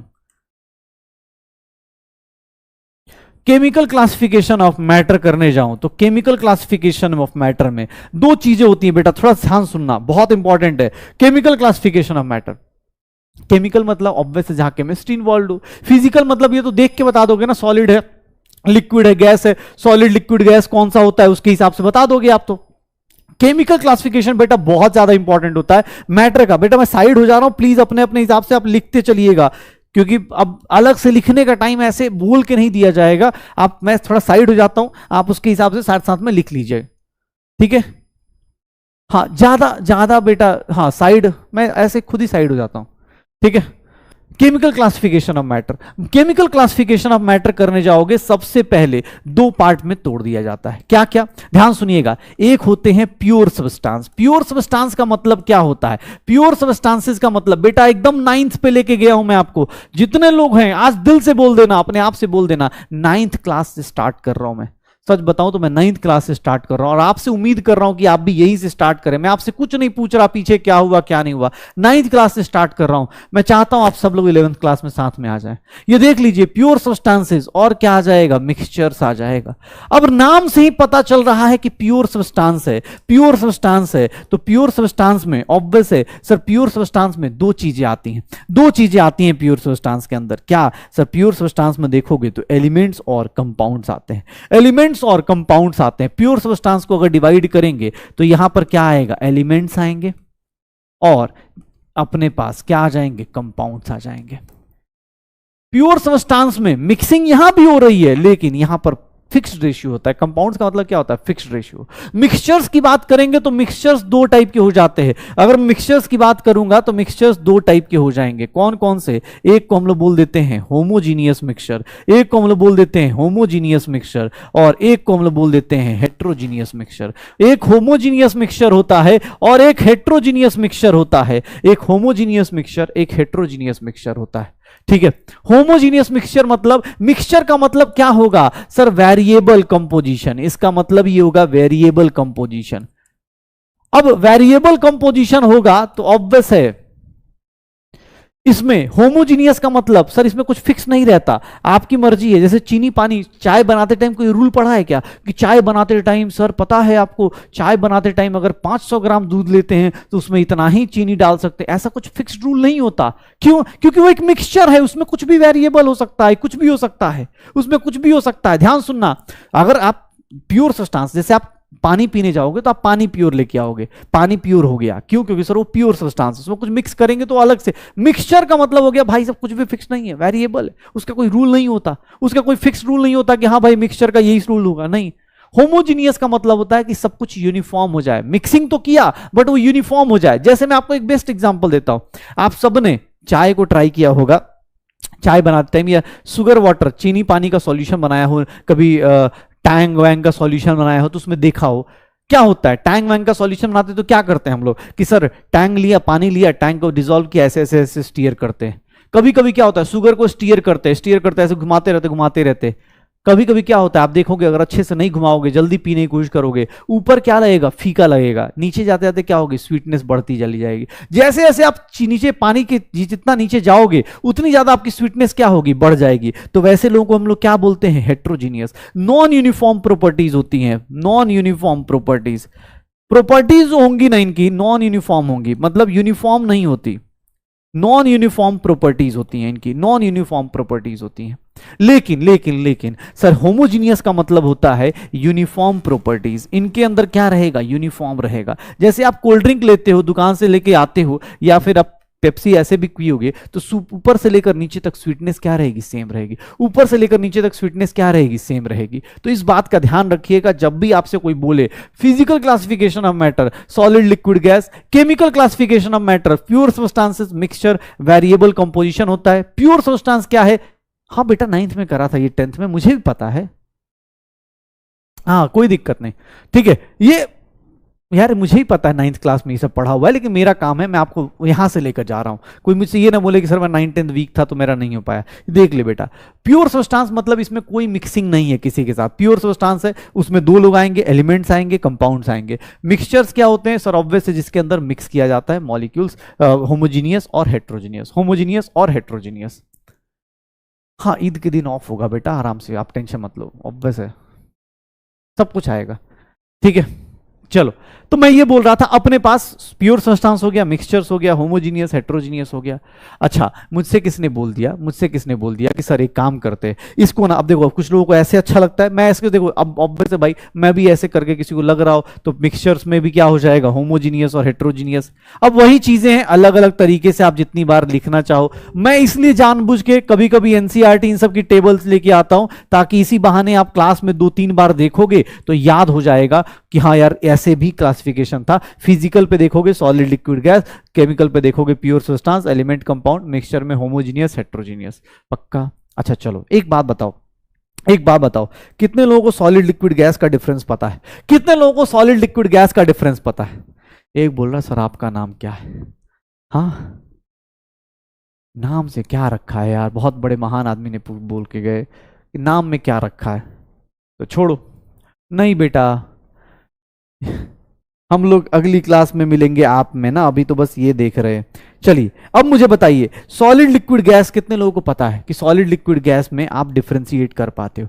चलो, सॉलिड लिक्विड गैस जो आपने 9th में पढ़ा या 10th में पढ़ा, आज उसको ना थोड़ा अलग लेवल पे लेके जाते हैं, मतलब ट्रांसफॉर्म में लेके जाते हैं। आज देखते हैं सॉलिड लिक्विड गैस होता क्या है। हम सबको चलो बेसिक चीज पता है कि सॉलिड का मतलब क्या होता है, मॉलिक्यूल्स पास पास होंगे, इंटरमॉलिक्यूलर डिस्टेंस क्या होगा, कम होगा, इंटरमॉलिक्यूलर फोर्स क्या होगा, ज्यादा होगा सॉलिड से केस में, उसके मॉलिक्यूल्स एकदम पास पास रहते हैं। आज कुछ नई चीजें देखते हैं, आज पता तो चले कि 9th से और क्या 11th अलग होता है, देखते हैं। चलिएगा एक सिंपल सा, मैं देखो, अच्छा जिसको लिखना हो बेटा तो साथ में लिख सकते हो, लेकिन हाँ ऑब्वियस है मैं समझाता चलूंगा, जिसको लिखना है लिखते चलना साथ साथ में, एक एक कॉलम बना के। आप पहली लाइन बना लेना, ठीक है, मैं थोड़ा साइड हो जाता हूं। आप पहली लाइन पहले ही मत लिखना शुरू करना, पहले मैं समझाऊंगा, उसके साथ साथ आपको पॉइंट्स ऐड करते चलने। ऑब्वियस ये 9th में है तो थोड़ा सा मैं यहाँ पे एक अपर एज लेके चल रहा हूँ कि मैं आपको लिखवाऊंगा नहीं, मतलब मैं नहीं लिखूंगा, क्योंकि ऑब्वियस है वो सब चीजें 9th में पढ़ी हैं। जैसे अब सॉलिड लिक्विड गैस की बात करूं, सॉलिड लिक्विड गैस की बात करूं, तो मैं एक सिंपल सी चीज आपको बोलता हूं, ये बताइएगा सर सॉलिड में अगर मैं आपको फीचर्स की बात करूं तो पहला फीचर शेप। शेप किसका फिक्स होता है? डेफिनेट। ये इंडेफिनिट होता है। लिक्विड का शेप क्या होता है? जिस कंटेनर में डालेंगे उसी कंटेनर का हो जाएगा। इंडेफिनिट का मतलब क्या हो जाता है? जिस कंटेनर में डालेंगे उसी कंटेनर का बन जाएगा। सॉलिड लिक्विड गैस में ये डिफरेंस आपको 9th क्लास से शायद आपके दिमाग में है, और मैं भी आपको नहीं चाहता कि मैं ये चीज बताऊं। शेप आपको पता है, मैं बोलूं फ्लो करने की टेंडेंसी, ध्यान सुनिएगा, ओ सुनिएगा सुनिएगा, अब देखिए अब आपको मजा आने वाला है। शेप बोला, हाँ सर, प्लीज बेटा जिसको लिखना है साथ साथ में ये आप टेबल बना लो, छोटा छोटा टेबल बनाना, बहुत बड़ा बड़ा मत बना देना, मैंने आपके लिए जानबूझ के थोड़ा बड़ा रखा है, ठीक है? हाँ हाँ, अरे आता है, हाँ बेटा कोई दिक्कत नहीं, अगर आपको लगता है, जिन लोगों को भी लगता है, ठीक है, जिन लोगों को भी लगता है कि भाई सिलेक्शन और उसके बीच में, मतलब कि स्कूल और यहां पर ऑब्वियस से आपको 2 बार नोट्स बनाने पड़ते हैं, आप उसके हिसाब से डिसीजन ले सकते हो। हाँ हाँ कोई दिक्कत नहीं, अगर स्कूल में अच्छे नोट्स बन रहे हैं तो यहाँ पे शॉर्ट नोट्स बना लेना फिर, ठीक है? हाँ देखो, चलो मैं देखता हूं, अब देखो, अब शांत से सुनना। शेप तो सबको पता है, 9-10 से पढ़ते आ रहे हैं, कोई दिक्कत नहीं, लेकिन फ्लो करने की टेंडेंसी, भाई साहब सॉलिड के अंदर फ्लो करने की टेंडेंसी क्या होती है? नहीं होती है। लिक्विड फ्लो करता है, गैस फ्लो करता है। और एक बात बताऊं, सॉलिड लिक्विड गैस में अब आपको कुछ प्रॉपर्टीज ऐड करनी है। क्या? तो सर अब जब चीजें आएंगी ना तो यहां पर ऐड करनी है, मतलब ये देखो, तुम्हें सॉलिड लिक्विड गैस तो पता था, लेकिन एक वर्ड आज जान जाना, एक को बोलते हैं फ्लूइड्स। फ्लूइड्स किसको बोलते हैं? फ्लूइड्स कौन से होते हैं? Which has tendency to flow. Sir fluids किसको बोला जाता है? Which has tendency to flow. बेटा ये नोट करके डालना, फ्लूइड्स का मतलब क्या होता है? फ्लूइड्स का मतलब कहीं वर्ड यूज करेगा तो गैस प्लस लिक्विड को कंबाइन करके हम लोग क्या बोलते हैं? फ्लूइड बोलते हैं। जिसके अंदर फ्लो करने की टेंडेंसी होती है उसको हम लोग क्या बोलते हैं? फ्लूइड बोलते हैं। जिसको फ्लो करने की टेंडेंसी है उसको बेटा क्या बोलते हैं? फ्लूइड्स बोलते हैं। फ्लूइड्स किसको बोलते हैं? Which has tendency to flow. ठीक है, ये देख लो सर, आपको ये तो शेप तो आपको पहले से पता था, लेकिन अब आपको पता है कि सर दोनों ही फ्लो करते हैं, दोनों ही फ्लो करते हैं, तो इन दोनों को मिला के हमने क्या नाम दे दिया? फ्लूइड्स दे दिया, टेंडेंसी टू फ्लो। ठीक है, टेंडेंसी टू फ्लो। अब कुछ कुछ चीजें नोट करके हम ऐड करते चलेंगे, ध्यान सुनिएगा। वॉल्यूम, वॉल्यूम आपको ही पता है सर, वॉल्यूम किसका क्या होता है? वॉल्यूम किसका क्या होता है सर? वॉल्यूम सॉलिड का क्या होता है? फिक्स्ड होता है। वॉल्यूम सॉलिड का क्या होता है? फिक्स्ड होता है। लिक्विड क्या होता है? फिक्स्ड होता है। लेकिन गैस का वॉल्यूम फिक्स नहीं होता। गैस का वॉल्यूम टेम्परेचर और प्रेशर पर डिपेंड करता है। कोई पूछे गैस का वॉल्यूम क्या होता है? फिक्स्ड क्यों नहीं होता? बिकॉज गैस का जो वॉल्यूम होता है, वॉल्यूम ऑफ गैस जो होता है वो डिपेंड करता है टेम्परेचर एंड प्रेशर के ऊपर। ठीक है, तो गैस का वॉल्यूम ये। अब देखना सर, रिजिडिटी, रिजिडिटी क्या होती है सर? रिजिडिटी ऑब्वियस है, सॉलिड बहुत ज्यादा रिजिड होगा, लिक्विड भी रिजिड नहीं होता है, गैस भी लिक्विड नहीं होता है। एक बात बताओ, रिजिड का मतलब क्या होता है? रिजिड मतलब जिसके अंदर मूवमेंट जीरो हो जाए। मान लो अगर तुम दीवार पे, तुमने न्यूटन थर्ड लॉ पढ़ा है, तुम्हें एक दिमाग में आता है कि न्यूटन का थर्ड लॉ क्या था कि जाके अगर किसी से टकराओगे तो उतनी ही तेजी से वो तुम्हें धक्का मारेगा। अगर मैं सनी देओल ना हूं, मतलब दीवार पे जाके मारूंगा, तो ऑब्वियस है ना दीवार टूटेगी नहीं, एक्सेप्ट उसके अलावा अगर सनी देओल का हाथ है, 2.5 किलो का हाथ हो तो चलो अलग कहानी है। अदरवाइज अगर आप दीवार पे जाके मारोगे तो दीवार टूटेगी नहीं, आपके हाथों में चोट लगेगी। लेकिन मैंने एक्शन किया, मुझे रिएक्शन अपने हाथों पे पता तो चल रहा है कि यार मुझे चोट लग गई, मुझे बहुत जोर की चोट लग गई। एक्शन कहां गया? दीवार पे तो कुछ हुआ ही नहीं। दीवार क्या है सर? सॉलिड है, सॉलिड के ऊपर मैंने फोर्स लगाया, मुझे रिएक्शन तो पता चल गया कि सर मुझे चोट लग गया, लेकिन सर एक्शन तो मेरा दिखा ही नहीं, मुझे दिखा ही नहीं।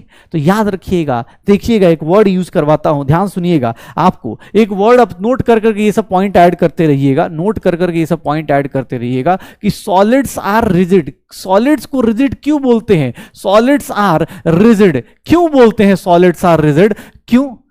सर लिक्विड में भी सर हाथ मारेंगे, सर क्यों नहीं होगा? आज सनी देओल भाई, सनी पाजी हैं भाई, ऐसे नहीं बोल सकते उनको, ठीक है? हर एक आदमी उनकी तरह नहीं हो सकता। हम लोग दीवार पे मारते हैं, दीवार टूटती नहीं है, ठीक है? एक्सेप्ट मूवीज और कार्टून्स के अलावा हमारी जिंदगी में अगर आप दीवार से टकराएंगे तो आप ही को चोट लगेगी, दीवार को कुछ नहीं होने वाला, ठीक है? हाँ, ठीक है। तो देखो, देखना आपने, सॉलिड्स आर रिजिड क्यों? बिकॉज क्या बोला जाता है? बिकॉज सॉलिड्स आर रिजिड क्यों? बिकॉज जब आप फोर्स लगाते हो, जब इनके ऊपर कोई फोर्स लगाता है, कोई बोले फोर्स लगाएंगे, सर फोर्स लगाएंगे तो क्या होते हैं इनके मॉलिक्यूल्स ना, अगर माइक्रो लेवल पे जाके देखोगे, ऐसा ना इनके अंदर फर्क नहीं पड़ता, दीवार पे टकराओगे दीवार पे ही फर्क पड़ता है, बट वो इतने टाइटली पैक्ड होते हैं, इतने टाइटली पैक्ड होते हैं। मान लो तुम किसी बस में जा रहे हो, कहीं पे खड़े हो, बहुत टाइटली पैक्ड हो, हर एक हिल डुल नहीं सकते। अगर बस खाली होगी ना, ब्रेक मारेगा, तुम इधर से इधर जाओगे, इधर से इधर जाओगे, इधर से इधर जाओगे। लेकिन अगर बहुत टाइटली आसपास लोग खड़े हों तो फिर आप मूव नहीं कर सकते। देखोगे मेट्रो में, ट्रेन में खड़े रहते हैं लोग, ऐसे करे खड़े चलते चले जाएंगे। लेकिन वहीं अगर खाली ट्रेन है तो झटका झटका लगता रहेगा, झटका लगता रहेगा। तो वही वाली बात है, ध्यान सुनिए। सॉलिड्स आर रिजिड क्यों? क्योंकि सर क्या होता है कि solids are rigid because when force is applied, कोई अगर फोर्स अप्लाई करते हो, आप फोर्स अप्लाई करते हो, then there is no, there is slight vibration, या फिर slight vibration occurs in solids, no dislocation या डिस्प्लेसमेंट, कोई डिस्प्लेसमेंट डिसलोकेशन नहीं होता, कोई मूवमेंट नहीं होता। as the particles of solid, as the particles of solids are closely packed, are closely packed and can and can only oscillate about, only oscillate or vibrate, only oscillate or vibrate around their position, अपने position के around. इतने tightly packed हैं कि अपने position के around सिर्फ oscillate या vibrate कर सकते हैं, कोई मूवमेंट नहीं दिखा सकते, नो डिसलोकेशन, नो डिस्प्लेसमेंट, सिर्फ और सिर्फ ऑसिलेट और वाइब्रेट करके रह जाएंगे। याद रखिएगा, सॉलिड्स को रिजिड क्यों होती है, सॉलिड्स को रिजिड क्यों बोलते हैं, सॉलिड्स को रिजिड क्यों बोला जाता है। यहां कुछ ज्यादा लोग आ गए हैं ना, इलेक्शन का टाइम आ गया है लग रहा है। चलो, आज यूट्यूब पे क्लास क्यों है? क्यों है? क्योंकि अलग सर है, उन्होंने सोचा है कि सब बच्चों को, ऑब्वियस है, उन बच्चों को भी कुछ बताया जाए बैच के बारे में, तो इसलिए है, और कुछ नहीं, ठीक है? हाँ, ऑब्वियस है, मॉलिक्यूल्स इतने टाइटली पैक्ड होंगे ना, इतने टाइटली पैक्ड होंगे कि भाई साहब, ठीक है, इतने टाइटली पैक्ड होंगे कि सर यहां पर मॉलिक्यूल्स मूव ही नहीं कर पाएंगे, सिर्फ oscillate about their mean position, ऐसे ऐसे हिल के रह जाएंगे सॉलिड्स। अब दीवार पे तुम फोर्स लगाओगे ना, तुम ऑब्वियस है तुम्हारे पे चोट लगेगी, उस पे भी चोट लगती है, लेकिन वो सिर्फ दिखता नहीं है, क्योंकि वो सिर्फ क्या होता है, ऑसिलेट करके रह जाता है, ऑसिलेट करके रह जाता है, ठीक है, ऑसिलेट करके भी रह जाता है, ठीक है? अच्छा, मेरी राइटिंग फास्ट है? हे हे प्रभुराम प्रेमानंद, मेरी राइटिंग फास्ट है? मैंने इतना फास्ट लिख दिया, अच्छा डॉक्टर बनो, क्लिनिक पे आऊंगा, उस दिन पूछूंगा, ठीक है, उस दिन पूछूंगा क्या हो रहा है, ठीक है। चलो, नेग्लिजिबल वाइब्रेशन हो जाती है, ये बोल सकते हैं, वाइब्रेट करके रह जाते हैं, मतलब इसीलिए सॉलिड्स को रिजिड बोलते हैं। लिक्विड और गैसेज रिजिड नहीं होते, ये ध्यान रखिएगा, सॉलिड्स को हम लोग रिजिड बोलते हैं। हाँ चलो स्टार्ट करें। तो अब मुझे ये पता चल गया कि भाई रिजिडिटी, देखो जैसे जैसे, देखो पढ़ा तो तुमने 9th-10th में ये भी है, मैंने मना नहीं किया, लेकिन जो चीजें आपको अलग अलग दिख सकती हैं, अलग अलग एंगल से दिख सकती हैं। ऑसिलेट का मतलब क्या होता है? ऑसिलेट का मतलब अभी इधर गए फिर इधर आए, इधर गए इधर आए, इधर गए इधर आए। ऑसिलेट का मतलब बेटा, मोबाइल में ऐसे मूवी देखते हो ना, तो ऐसे ऐसे नहीं होता ऑसिलेशन, आईपीएल में देखते हो ना ऐसे ऐसे घूम रहा होता है, तो वही वाला ऑसिलेशन है, ठीक है।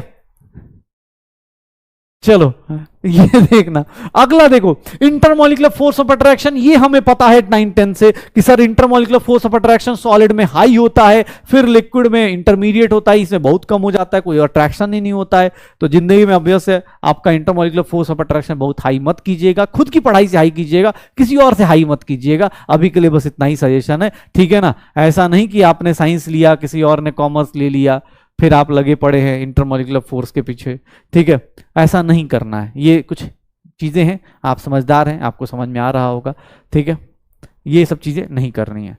इंटरमोलिकुलर फोर्स, इंटरमोलिकुलर स्पेस, दो लोगों के बीच में देखोगे सॉलिड्स क्या होते हैं अपने पास, बहुत कम स्पेस रखते हैं ये बीच में, और ये भाई साहब अलग अलग रहते हैं, इनको मतलब ही नहीं, गैस अपना अलग अलग रहते हैं, ठीक है।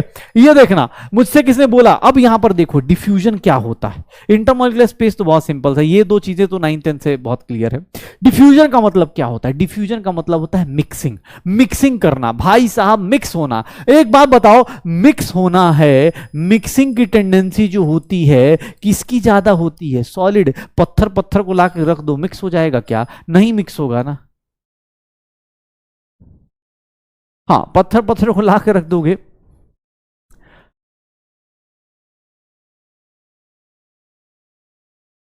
डेवलपमेंट ऑफ केमिस्ट्री पार्ट करा दूंगा बेटा, आज थोड़ा स्टार्ट कर लू ना यार, अब धीरे धीरे थ्योरी वाला पार्ट भी करा दूंगा, डोंट वरी, अरे वो करा दूंगा, ठीक है।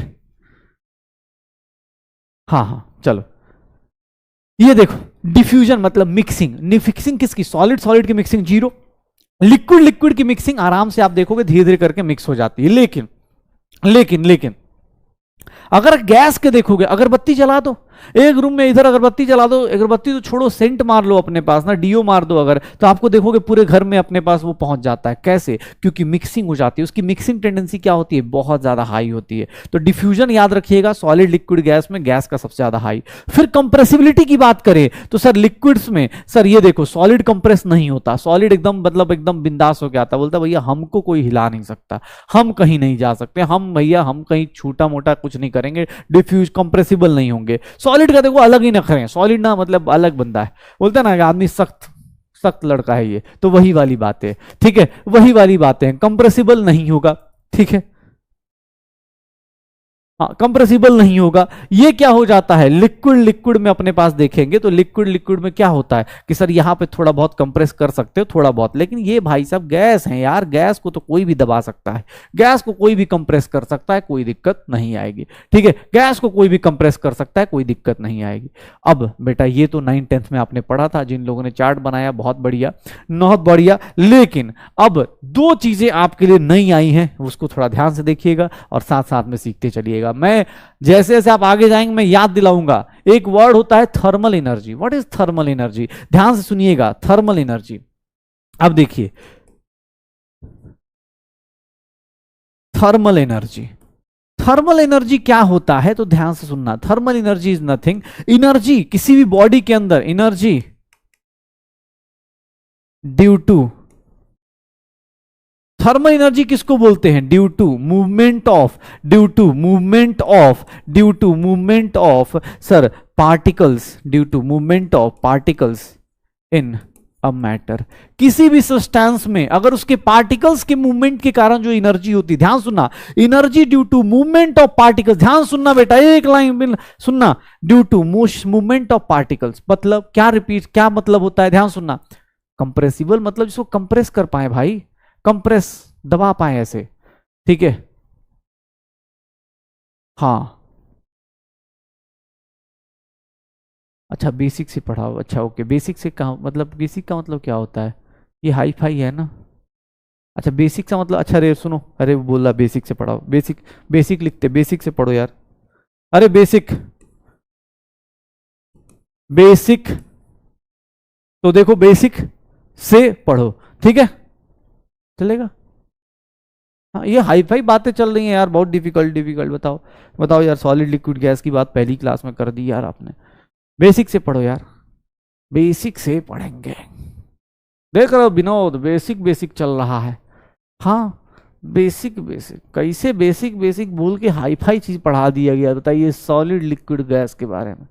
हाँ सॉलिड लिक्विड गैस के बारे में पहला दिन पढ़ा दिया गया, कैसे इंग्लिश बोलते बोलते, बेसिक बोलते बोलते सॉलिड लिक्विड गैस तक पहुंच गए, ठीक है। अरे सुनो भाई, थर्मल एनर्जी की बात करते हैं। हाँ देखो, थर्मल एनर्जी की बात करते हैं, अरे बहुत हाई फाई है यार, अगर किसी को सच में बहुत हाई फाई लग रहा हो, बेटा अभी भी ऑप्शन खुले, अभी रिजल्ट आया नहीं है, there is a lot of option behind science, आप देख सकते हो, बाकी हम बेसिक से पढ़ रहे हैं, ठीक है। चलो थर्मल एनर्जी, थर्मल एनर्जी की बात करते हैं, थर्मल एनर्जी की बात करते हैं, ठीक है। हाँ अगले दिन से बैच में आओ यार, तब पता चलेगा। थर्मल एनर्जी की बात कर, थर्मल एनर्जी का मतलब, थर्मल एनर्जी को काइनेटिक एनर्जी मत समझना। काइनेटिक एनर्जी क्या होती है, काइनेटिक एनर्जी, अगर मैं तेजी से मूव करूंगा ना, मैं मूव करूंगा, एम मास का वेलोसिटी वी से मूव करेगा, एम मास का आदमी वी से मूव करेगा, ऐसे ऐसे मूव करेगा, तो मेरे अंदर काइनेटिक एनर्जी आएगी, मेरे अंदर क्या आएगी, काइनेटिक एनर्जी आएगी, इस मूवमेंट से काइनेटिक एनर्जी आएगी। लेकिन मैं ऐसे खड़ा हूं, मैं सिर्फ बोल रहा हूं, मेरी कोई मूवमेंट नहीं है, मेरी काइनेटिक एनर्जी जीरो है, लेकिन मेरे अंदर का जो थर्मल एनर्जी है ना भाई साहब, जो थर्मल एनर्जी, बॉडी मूव मतलब बॉडी के अंदर हार्ट पंप कर रहा है, मैं बोल रहा हूं तो मेरे मुंह से कुछ एनर्जी आ रही होगी, जा रही होगी, तो ये क्या है, थर्मल एनर्जी है। सुना होगा ना, ह्यूमन बॉडी का टेम्परेचर 37 डिग्री होता है, 37 डिग्री के आसपास होता है, वो क्या होता है, अंदर की एनर्जी, बॉडी अपने आप को गर्म रखती है, एक टेम्परेचर पे रखती है, शायद याद है। हाँ काइनेटिक एनर्जी थर्मल एनर्जी नहीं होती, अरे थर्मल एनर्जी क्या है सर, मैं खड़ा भी हूं ना तब भी मेरे अंदर थर्मल एनर्जी होगी, क्यों, क्योंकि मेरे अंदर जो पार्टिकल्स होंगे ना, वो कुछ ना कुछ हार्ट पंप कर रहा होगा, ब्लड चल रहा होगा, पेट अपना कुछ काम कर रहा होगा, ये सब तो कुछ हो ही रहा होगा ना। हाँ तो उसको क्या बोलते हैं, वाइब्रेशन की एनर्जी, सब ये थर्मल एनर्जी है। थर्मल एनर्जी किसकी ज्यादा होगी, चलो ये बताओ किसकी ज्यादा होगी, सॉलिड लिक्विड गैस में किसकी ज्यादा होगी थर्मल एनर्जी, मुझे बताओ, बेसिक से बताओ यार, बेसिक से बताओ, थर्मल एनर्जी किसकी ज्यादा होगी, थर्मल एनर्जी किसकी ज्यादा होगी, सॉलिड लिक्विड गैस किसकी ज्यादा होगी, बेसिक से बताना, बेसिक से, एकदम सच बोल रहा हूं, किससे, किससे ज्यादा होगी सर, थर्मल एनर्जी सबसे ज्यादा किसकी होगी, गैस की होगी, क्यों, क्योंकि सर उसके पार्टिकल्स तो हमेशा ही मोशन में रहते हैं, अरे सॉलिड के पार्टिकल तो मोशन करते ही नहीं है, वो तो ऐसे लल्लू ऐसे बैठ जाता है, ऐसे ऐसे सॉलिड, ठीक है, पक्का, ये देख लो सबसे ज्यादा किसकी होगी, गैस की, सॉलिड लिक्विड गैस में सबसे ज्यादा गैस, क्योंकि उसके पार्टिकल्स के ऑब्वियस है भाई, गैस के पार्टिकल। थर्मल एनर्जी क्या करता है, अगर कोई बोल दे थर्मल एनर्जी किसी का हाई है, ध्यान सुनना, किसके पार्टिकल, अगर थर्मल एनर्जी किसी का ज्यादा है बेटा, थर्मल एनर्जी अगर हाई है, हाई का मतलब ऐसे, थर्मल एनर्जी ज्यादा है, एरो मत ऊपर का मतलब ज्यादा, थर्मल एनर्जी अगर ज्यादा है तो उसके पार्टिकल्स का मूवमेंट क्या होगा, मूवमेंट ऑफ पार्टिकल्स क्या होगा, ज्यादा होगा, मूवमेंट ऑफ पार्टिकल्स क्या होगा, ज्यादा होगा, उसके पार्टिकल्स खूब मूव कर रहे होंगे, ऐसे खूब चल रहे होंगे, ठीक है, पक्का। चलो ये देखो, तो ये थर्मल एनर्जी, ये थर्मल एनर्जी है, थर्मल एनर्जी अपने पास ये होता है, तो सर देख लीजिए अब आपके पास अलग क्या आया, थर्मल एनर्जी का फीचर आपको अब अलग रखना है, क्या, कि थर्मल एनर्जी किसका ज्यादा होता है, थर्मल एनर्जी किसका ज्यादा होता है, लेस, सॉलिड में सबसे कम, इसमें इंटरमीडिएट, इसमें बहुत ज्यादा हाई, सर सबसे ज्यादा हाई होगा, पक्का, श्योर हो, अरे देख ले भाई हो जाएगा। सॉलिड में भाई, सॉलिड का पार्टिकल, अभी तो एक बात बता, कौन पूछ रहा है, सॉलिड में क्या लिखा तुमने भाई, कि सॉलिड के पार्टिकल्स एकदम क्लोजली पैक्ड होते हैं, सॉलिड के पार्टिकल्स मूवमेंट नहीं करते हैं, वो बस इतना ही मूव कर सकते हैं जितना मैं अभी मूव कर रहा हूं, उनको कुछ भी कर लो मूवमेंट नहीं करेंगे। लिक्विड के पार्टिकल्स ऐसे ऐसे जा सकते हैं। गैस के पार्टिकल वो तो उड़ता चलता है, उसी के लिए तो गाना बढ़ता है, इधर चला मैं उधर चला, जाने कहा मैं किधर चला। हाँ ये देख लो। तो सर सॉलिड्स में काहे का थर्मल एनर्जी होने चला यार, सॉलिड्स का तो कहानी ही अलग है। सॉलिड्स में तो एकदम शांति से बैठ जाओ, अरे मस्त एकदम। हाँ ये देख लो। ओके चक्का चले, ये देखना ये देखना। अब मोशन की बात करते हैं, तो मोशन का मतलब क्या होगा सर, सॉलिड में सिर्फ और सिर्फ किस टाइप का मोशन अलाउड है, सिर्फ और सिर्फ वाइब्रेट कर सकते हैं। लिक्विड वाइब्रेशन के साथ साथ ट्रांसलेशनल मतलब मूवमेंट दिखाएगा, चलता चला जाएगा। और सर ये देखो गैस को भाई साहब जिंदगी जी रहे हैं गैस वाले। सॉलिड का मतलब क्या होता है, जैसे सॉलिड सॉलिड का मतलब क्या हो रहा होता है, घर में एक आदमी होता है ना ज्यादा हंसता नहीं है, मतलब उसको कपिल शर्मा का भी शो लाके दिखा दो ना, ऐसे बहुत सारे लोग हंस रहे हो, हेरा फेरी लाके दिखा दो, हेरा फेरी पार्ट 2 लाके दिखाओ, बैक टू बैक दिखाओ, वो है सॉलिड। लिक्विड क्या है, कूद रहा है बस अपने ही घर में चल रहा है। और एक होता है गैसियस वाला, वो पूरा मोहल्ले को बता के आता है। तो देख लो सॉलिड का मतलब क्या हो गया, सिर्फ वाइब्रेट करके रह गया, थोड़ा बहुत मुस्कुरा के रह गया। अच्छा हाँ, लिक्विड का मतलब कि थोड़ा बहुत वाइब्रेशन साथ साथ में क्या हो गया, ट्रांसलेशन। अरे वाइब्रेशनल है यार, वाइब्रेशनल, ठीक है वाइब्रेशनल है ये, वाइब्रेशनल, ठीक है, और ट्रांसलेशनल। और गैस का मतलब क्या है भाई साहब, पूरे मोहल्ले को बता के आ रहा है कि भाई साहब मैं चल रहा हूं, मैं ही चल रहा हूं, मैं ही जिंदगी में, ठीक है। ये देख लो, तो ये क्या है अपने पास, motion, thermal energy, motion. And the last one density, solid liquid का जो डिफरेंस है, डेंसिटी ऑब्वियस है, जो पास पास होंगे वो क्या कहलाएंगे, वो क्या कहलाएंगे सर, डेंसिटी मतलब हाईएस्ट होगा, इंटरमीडिएट बेटा इन दोनों के बीच का, इंटरमीडिएट मतलब इन दोनों के बीच का बेटा, मतलब ये सबसे कम है, ये सबसे बीच हाई है, तो इनके बीच में जो वैल्यूज आएंगी वो किसकी आएंगी, लिक्विड की आएंगे, वो किसकी आएंगे, लिक्विड की आएंगे, ठीक है, किसकी आएंगे, लिक्विड की आएंगे। एक बोला सर सीरियसली पढ़ाओ, अच्छा सीरियस होके पढ़ना है, सुनो हंसेगा कोई नहीं, सीरियस होके पढ़, मैं बेटा सीरियसली पढ़ा रहा हूं, मैं तो हंस थोड़ा हंस रहा हूँ, ये लोग खुद ही हंस रहे, ठीक है। अबे सीरियस नहीं होना है भाई, एग्जाम के लिए पढ़ाई कर रहे हो, अच्छी बात क्या है कि हम पढ़ाई कर रहे हैं, तो पढ़ाई करते टाइम हंसते खेलते पढ़ाई करो, जहां पे फील ना आए कि अरे यार टाइम देखने लगे तो फिर वो पढ़ाई का फायदा क्या है। हाँ अलग बात है 2-4 क्लास के बाद टाइम देखना शुरू करोगे, क्योंकि पूछा जाएगा, जैसे ही पूछा जाता है आदमी क्या करता है, स्कूल में देखा है ना, जैसे ही टीचर पूछना शुरू करेगा बेटा पिछली क्लास में ये पढ़ा था, तो आदमी अच्छा, ऑनलाइन में तो ऑप्शन भी है ना, हटा यार पूछ रहा है अभी, अभी कौन बेइज्जती करवाएगा, आगे बढ़ाते, ठीक है, ये मत करना, ठीक है। ट्रांसलेशनल का मतलब होता है बेटा जो मूवमेंट कराए, जो मूवमेंट करे, ठीक है। और जब ऐसे, अरे देख भाई, वाइब्रेशन का मतलब सिर्फ यहीं पे वाइब्रेट करके रह जाए, ट्रांसलेशन मतलब इधर जाए, रोटेशन का मतलब ऐसे रोटेट कर रहा हो, ऐसे ऐसे रोटेट कर रहा हो, तो रोटेशनल का मतलब ये हो जाता है, वाइब्रेशनल ट्रांसलेशनल ऐसे करके, ठीक है।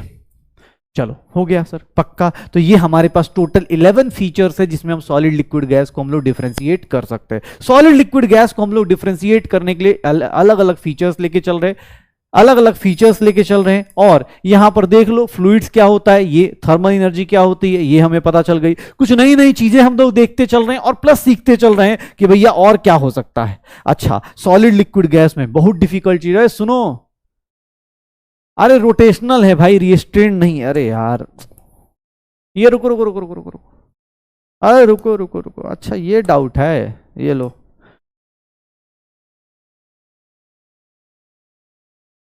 रोटेशनल, ट्रांसलेशनल प्लस रोटेशनल, अरे रिस्ट्रेंड हो गलती से, रोटेशनल है भाई, रोटेशनल रोटेशनल, अरे गलती से हो गया।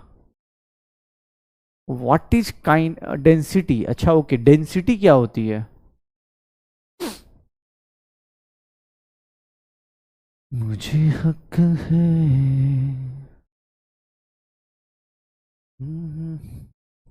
रोटेशनल है। डेंसिटी क्या होती है, क्या लाजवाब बेसिक से बात करते हैं, डेंसिटी क्या होती है, डेंसिटी का मतलब होता है बेटा mass divided by volume. Mass by volume को बोलते हैं डेंसिटी। अगर आप अभी पढ़ के आए हैं तो एसएसटी में पढ़ा होगा, कहीं कहीं पर पॉपुलेशन डेंसिटी भी आती है, मतलब वहां पर एरिया भी होता है। मास डिवाइड बाई वॉल्यूम को बोलते हैं डेंसिटी। ठीक है, ओके, चले, ठीक है, ओके चलो। अब देखो मेरे पास क्या आया, ध्यान सुनना। अब मेरे पास सॉलिड लिक्विड गैस आ गया। अब मैं बहुत खतरनाक चीज बताऊंगा, सुनना भाई साहब। अगर देख लो, तुम लोगों को याद नहीं होगा, तुम्हें समझ में नहीं आ सकता, मैं बता रहा हूं। इतनी डिफिकल्ट चीज पढ़ाते पढ़ाते मेरे हाथ कांप रहे हैं भाई साहब, इतना डिफिकल्ट। ये देखिएगा सर, बताइए सॉलिड लिक्विड में कन्वर्जन, ये देखो तो यार, ये सब कैसे समझ में आएगा? तुम लोगों को आता है क्या ये सब?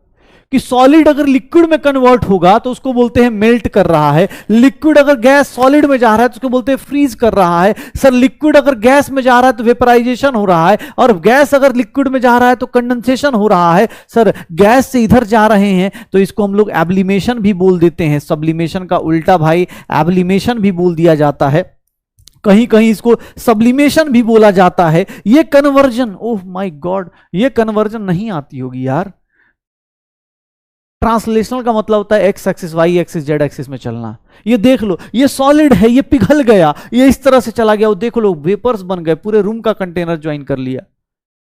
हाँ हो जाएगा। इतना डिफिकल्ट देख रहे हो, डिफिकल्टी लेवल देख रहे हो बेटा, कितना डिफिकल्टी चल रहा है। जितना जितना डिफिकल्ट ये लग रहा है, इतना ही डिफिकल्ट अपना नीट एग्जाम भी है। बस डेली डेली पढ़ते चलिए। आज ये इसलिए इजी लग रहा होगा क्योंकि अब 9th-10th में बहुत बार पढ़ के आए हैं, तो आपको लगता है अरे यार क्या ही है, इजी तो है। ठीक है, हाँ। अब ये देख लो, अब ये भाई पिक्चर बनानी है, पिक्चर मत बनाने लगना यार, कोई पिक्चर मत बनाने लगना यार, सर ऐसे बनाएंगे, सीधा सीधा पिक्चर मत बनाना। अगर किसी को लिखना भी है तो सॉलिड, ये बॉक्स बना के लिक्विड, और इधर क्या कर देना गैस, सॉलिड से लिक्विड, ऐसे मतलब मेल्टिंग पॉइंट ये सब तो पता ही होता है, मेल्टिंग पॉइंट, फ्रीजिंग पॉइंट, ये सब तो पता होता है ना। हाँ 8th में भी था मुझे यहाँ तक लगता है, ये सब तो आता ही होगा। ठीक है, हाँ we know that, very good, I know that. लेकिन यार बेसिक से पढ़ाना अपने को, फिर से एक बार लिख दो बेसिक। कोई बोलेगा नहीं यार कि सर बेसिक से नहीं पढ़ाते। हाँ बेसिक से, बेसिक से भी लिख देता हूं। देखो देखो बेसिक से पढ़ा रहा हूं मैं, ठीक है। चलो तो कोई ये नहीं बोलेगा, याद रखना बहुत हार्ड है, अपने को इधर ही चल रहा है। चलो तो ये देखो, अब बहुत हार्ड चीज पढ़ा, देखो कितना हार्ड था ये। चलो अब देखना मेरे से क्या बोला गया, ये देखिएगा भाई साहब, मैटर। अब सुनना हो भाई साहब, तो आपकी नजरों के सामने अब बहुत बड़ा क्लासिफिकेशन, इतना तंदुरुस्त क्लासिफिकेशन आपने देखा नहीं होगा। ये देखिएगा मैटर। सर आप एनसीईआरटी देखिएगा, एनसीईआरटी मिल जाएगा, आप जाके मैटर पढ़िएगा तो सही, एक बार पता चल जाएगा। ये देखो मैटर सर 2 पार्ट में डिवाइड होता है। एक होता है प्योर सब्सटेंस, अबे यार प्योर सब्सटेंस लिखना था ना, इसको प्योर सब्सटेंस लिखना था, प्योर सब्सटेंस। ये देखो मैटर, इसमें क्या आ गया, प्योर सब्सटेंस। सर ये क्या है, डेफिनेट कंपोजिशन, होमोजीनियस। होमोजीनियस का मतलब क्या होता है, यूनिफॉर्म रहना। होमोजीनियस का मतलब क्या रहता है, यूनिफॉर्म रहना। सर एक होता है मिक्सचर। मिक्सचर का मतलब क्या है, वेरिएबल कंपोजिशन। वेरिएबल कंपोजिशन बेटा, वेरिएबल कंपोजिशन। अब फिर से देख लो, ये दोनों फिजिकली सेपरेबल है, मतलब अलग अलग हो जाते हैं, फिजिकली अलग अलग कर सकते हो। मैटर अलग कर, प्योर सब्सटेंस अलग हो जाएगा, मिक्सचर को आप अलग अलग कर सकते हो, कोई दिक्कत नहीं है। ठीक है, तो कोई दिक्कत नहीं है। लेकिन ध्यान सुनना, सर प्योर सब्सटेंस को हम लोग 2 पार्ट में डिवाइड करते हैं, एक को बोलते हैं एलिमेंट और दूसरे को बोलते हैं कंपाउंड। एलिमेंट क्या होता है सर, एलिमेंट मतलब एग्जांपल में क्या बोलेंगे, आयरन, सल्फर, कार्बन, ऑक्सीजन, सारे। कंपाउंड्स का मतलब क्या होता है कि जहां एक से ज्यादा एलिमेंट्स किसी फिक्स्ड रेशियो में कंबाइन करे, उसको क्या बोलेंगे, कंपाउंड्स बोलेंगे। कंपाउंड्स बेटा क्या पढ़ते थे कि सर जहां पर एक से ज्यादा एलिमेंट, डिफरेंट एलिमेंट्स अगर कंबाइन करते हैं किसी फिक्स्ड रेशियो में, तो उसी को क्या बोलेंगे, कंपाउंड्स बोलेंगे। ध्यान सुनिएगा, मैंने क्या बोला, मैटर का केमिकल क्लासिफिकेशन एक बार आपको याद दिला रहा हूं कि मैटर का केमिकल क्लासिफिकेशन एक प्योर सब्सटेंस होगा, एक मिक्सचर होगा। प्योर सब्सटेंस सर जिसमें डेफिनेट कंपोजिशन होता है, फिक्स्ड कंपोजिशन होता है, उसमें 2 लोग आते हैं, एलिमेंट्स आते हैं, कंपाउंड्स आते हैं। एलिमेंट्स कौन से, कार्बन, हाइड्रोजन, नाइट्रोजन, ये जो पीरियोडिक टेबल के एलिमेंट्स हैं। प्लस अब कंपाउंड्स की बात करेंगे तो कंपाउंड्स का मतलब क्या होता है, जहां एक से ज्यादा डिफरेंट एलिमेंट्स कंबाइन हो रहे हो क्या, फिक्स्ड रेशियो में, तो उसको क्या बोलेंगे, कंपाउंड्स। मिक्सचर में भी लोग कंबाइन होते हैं, मिक्सचर में भी कंबाइन होते हैं, लेकिन मिक्सचर में दिक्कत है, मिक्सचर में वेरिएबल कंपोजिशन होता है। यहां फिक्स्ड कंपोजिशन होता है, यहां फिक्स्ड कंपोजिशन होता है, वहां वेरिएबल होता है। वेरिएबल कंपोजिशन होगा, एक होमोजीनियस मिक्सचर होगा, uniform through out the solution. जैसे एयर है, एयर क्या है? यूनिफॉर्म है। एयर क्या है? यूनिफॉर्म है। ठीक है, एयर क्या है? यूनिफॉर्म। हाँ, केमिकल क्लासिफिकेशन बेटा, केमिकल। मैं साइड हो गया हूं, लिखना जल्दी जल्दी, इसको लिखना है। हाँ, जल्दी जल्दी लिखो यार।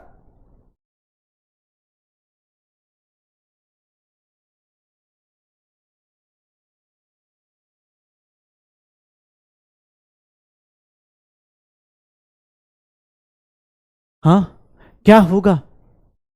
एनसीईआरटी रीडिंग करवा दूंगा, लेकिन पहले आगे तो बड़े एनसीईआरटी में पढ़वाऊंगा भाई, क्यों टेंशन ले रहे हैं सर? मिक्सचर में होमोजीनियस, होमोजीनियस मतलब यूनिफॉर्म, हेट्रोजीनियस मतलब नॉन यूनिफॉर्म, अलग अलग टाइप के, जैसे आप देखोगे अलग अलग टाइप के सॉल्यूशन बनते बनेंगे। ठीक है, पक्का? श्योर हो? अरे कोई नहीं यार, घर पे लिख लेना आराम से, एनसीईआरटी है, आराम से लिख लेना। अगर भाई देखो किसी को ब्लर दिख रहा है तो उसकी क्वालिटी सही कर लो, अगर नहीं क्वालिटी सही आ रही तो उसको भाई आराम से एनसीईआरटी के हिसाब से लिख देना। पक्का हो जाएगा सर? श्योर हो?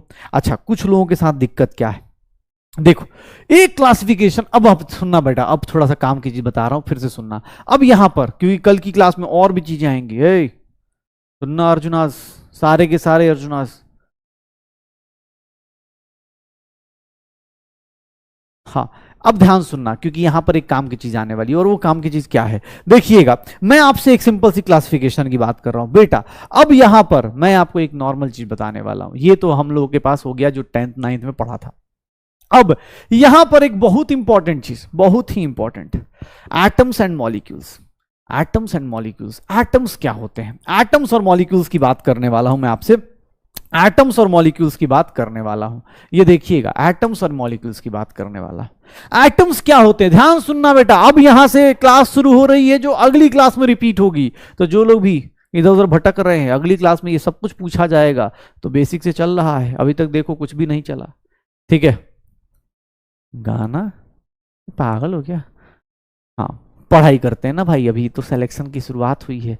ठीक है, अभी तो शुरुआत की है हम लोगों ने। चलो, मैं तुम्हें ये बोल रहा हूं, एटम्स क्या होते हैं, ध्यान सुनना। एटम क्या है सर? सबसे सिंपलेस्ट, सबसे मतलब smallest, smallest unit of matter को, ये स्मॉलेस्ट यूनिट ऑफ मैटर को हम लोग क्या बोल देते हैं सर? एटम बोल देते हैं। एटम क्या है? Smallest unit of matter. जैसे मैं एक एटम हूं, तुम अकेले हो तो तुम एक एटम हो, लेकिन जैसे ही किसी के साथ चिपक के, समझ जाना, एटम खत्म हो जाएगा। वो किस में कन्वर्ट हो जाएगा? मॉलिक्यूल में। सुनना भाई साहब, अकेला इंसान अपने को, ऑक्सीजन अकेला है, अरे जीरो तो नहीं किसी को दिख रहा ना भाई? भाई एकदम इतना बेसिक पे मत चले जाना, ये जीरो नहीं है ना, ये ऑक्सीजन है, ये हाइड्रोजन है, ये नाइट्रोजन है, ये आयरन है, ये सल्फर है, ये सोडियम है, ये सब के सब क्या है? एटम दिख रहे हैं, एटम दिख रहे हैं। एटम क्यों दिख रहे हैं? क्योंकि सर अकेले हैं। गाना गा रहे हैं, अकेले हैं तो क्या गम है, हाँ एटम, ओ मेरे एटम। ठीक है, ऐसे गाना गा रहे हैं कि अरे भाई अकेले, मतलब स्मॉलेस्ट यूनिट, अकेले बंदा बैठा हुआ, एटम अकेला बैठा, कोई दिक्कत नहीं। लेकिन भाई साहब, जिंदगी में आपने कभी ये काम किया? मॉलिक्यूल, मॉलिक्यूल क्या है सर? मॉलिक्यूल और एटम में ज्यादा डिफरेंस नहीं। जब एक से ज्यादा एटम अगर मिल जाते हैं ना भाई साहब, मोर देन वन एटम को, कहीं भी एक से ज्यादा एटम मिल गया, एक से ज्यादा एटम मिल गया, उसको हम लोग क्या बोल देते हैं? मॉलिक्यूल बोल देते हैं। हे सर, है सर, देखिए ना, अकेले थे तो एटम एटम कह रहे थे, ये मेरा एटम, ये तेरा एटम, तो मेरी जिंदगी हो। लेकिन जैसे ही एक से ज्यादा हुए, अब जिंदगी अपनी, देखिएगा, एक से एटम से ज्यादा हुए तो अब देखो, अब एक एटम से ज्यादा, सर एक एटम से ज्यादा होना है। अकेले थे, कोई टेंशन नहीं थी, लेकिन जैसे जैसे चैट बढ़ेगा, जैसे जैसे क्लास में आएंगे, धीरे धीरे लोग क्या करना शुरू करते हैं? एटम से मॉलिक्यूल में कन्वर्ट होना शुरू हो जाते हैं। और मॉलिक्यूल में ऐसा नहीं है, पढ़ाई करने वाले हो तब तो ठीक है, मोर देन वन एटम, देखिए ना, O2 हो गया, O2 का मतलब 2 ऑक्सीजन के एटम, H2 हो गया सर, N2 हो गया सर, F2 हो गया सर। ये क्या है सर? ये एटम है, ये एटम नहीं है, मॉलिक्यूल है। ये देखिएगा, CO2 हो गया सर, यहां पर P4 हो गया, S8 हो गया सर, ये देखिएगा H2SO4 हो गया, H2SO4 हो गया सर, मतलब अपने पास आयरन ऑक्साइड हो गया, सोडियम NaCl हो गया। ये सब लोग क्या है? मॉलिक्यूल हैं। क्यों? अरे सर, मॉलिक्यूल क्यों हैं? क्योंकि एक से ज्यादा एटम है, एक से ज्यादा एटम है, एक से ज्यादा एटम, ठीक है, एक से ज्यादा एटम। हाँ, अगर, अबे भाई ऐसा मत बोल दे ये 2 लिखा है यार, इतना तो पता है ना O2 मतलब, ऐसा तो नहीं लग रहा ये O2, O2 क्या है, ये O2, O2 ऐसा नहीं लग रहा ना भाई, एकदम नहीं लगना चाहिए। O2 मतलब ऑक्सीजन गैस, हाइड्रोजन, OH, ये सब पता है ना। हाँ देख लेना अपने पास, ये ध्यान रखना, जब भी तुमसे कोई बोले तो एटम क्या है, अकेले बंदे हो तो एटम कहलाओगे, मॉलिक्यूल कब कहलाओगे, जब एक से ज्यादा एटम होगा तो मॉलिक्यूल कहलाओगे। और सुनना भाई साहब, एक बहुत बड़ी राज की बात बताता हूं, पता है मॉलिक्यूल 2 टाइप के होते हैं, मॉलिक्यूल 2 टाइप के होते हैं, मॉलिक्यूल 2 टाइप के होते हैं, कौन कौन से? अरे सुनना ना भाई, मॉलिक्यूल एक से ज्यादा एटम से मिलके बने होते हैं, तो मॉलिक्यूल को हम लोग 2 टाइप में बोलते हैं, एक को बोलते हैं होमो एटॉमिक मॉलिक्यूल, एक को बोलते हैं होमो एटॉमिक मॉलिक्यूल। अरे भैया होमो एटॉमिक क्या होता है? और एक को बोलते हैं हेट्रो एटॉमिक मॉलिक्यूल। बस बेटा यही लास्ट स्लाइड है, पढ़ लो, कल काम आएगा, कल की क्लास में मैं ही फिर से पहुंचूंगा। कटप्पा ने बाहुबली को क्यों मारा इसका तो मुझे सबको पता चल गया है, लेकिन आपका केमिस्ट्री क्यों कमजोर होगा इसका रीजन आप बता नहीं पाओगे, क्योंकि हमारे स्टूडेंट भैया सिलेक्शन लेके जाएंगे, तुम देख लेना। हाँ, कटप्पा ने बाहुबली को क्यों मारा ये पार्ट 2 में पता चल गया था, लेकिन आप आंसर से पढ़ के आपका सिलेक्शन नहीं हो रहा, ये आपको बताने के लिए फिर बहुत आगे वेट करना पड़ेगा पक्का। देखो मैंने बोला कि भैया एटम, अगर एटम की बात कर रहे हो तो एक एटम अकेला है तो एटम कहलाएगा, लेकिन जैसे एक से ज्यादा एटम हुए भैया क्या कहलाएगा? मॉलिक्यूल। अब सुनना सर, अगर सर होमो एटॉमिक का मतलब क्या होता है? सर सिमिलर टाइप के एटम, मतलब सिमिलर टाइप के एटम, या बोल दे atom of similar types of atom, या similar type of atom, similar atoms, ऐसे लिख देता हूं, similar atoms of an element. एक एलिमेंट के सारे, जैसे ये देखो होमो एटॉमिक का मतलब क्या होता है? S8 है, P4 है, O2 है, O3 है, सर हाइड्रोजन H2 है, F2 है, सर N2 है, सर अपने पास ये सारे के सारे क्या है? होमो एटॉमिक है। होमो एटॉमिक मतलब क्या होता है? होमो एटॉमिक का मतलब क्या होता है? अपने ही टाइप के एटम, मतलब सल्फर 8 बंदों से अटैच हो रहा है। सर एक से ज्यादा तो है, लेकिन सारे के सारे सल्फर के मॉलिक्यूल्स हैं, सारे के सारे क्या हैं? सल्फर के मॉलिक्यूल्स हैं। फास्फोरस एक से ज्यादा तो है, लेकिन सारे के सारे क्या हैं अपने पास?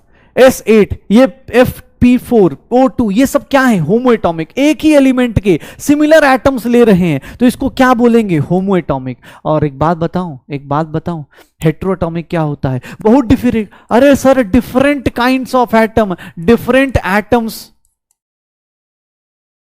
डिफरेंट टाइप ऑफ एटम्स,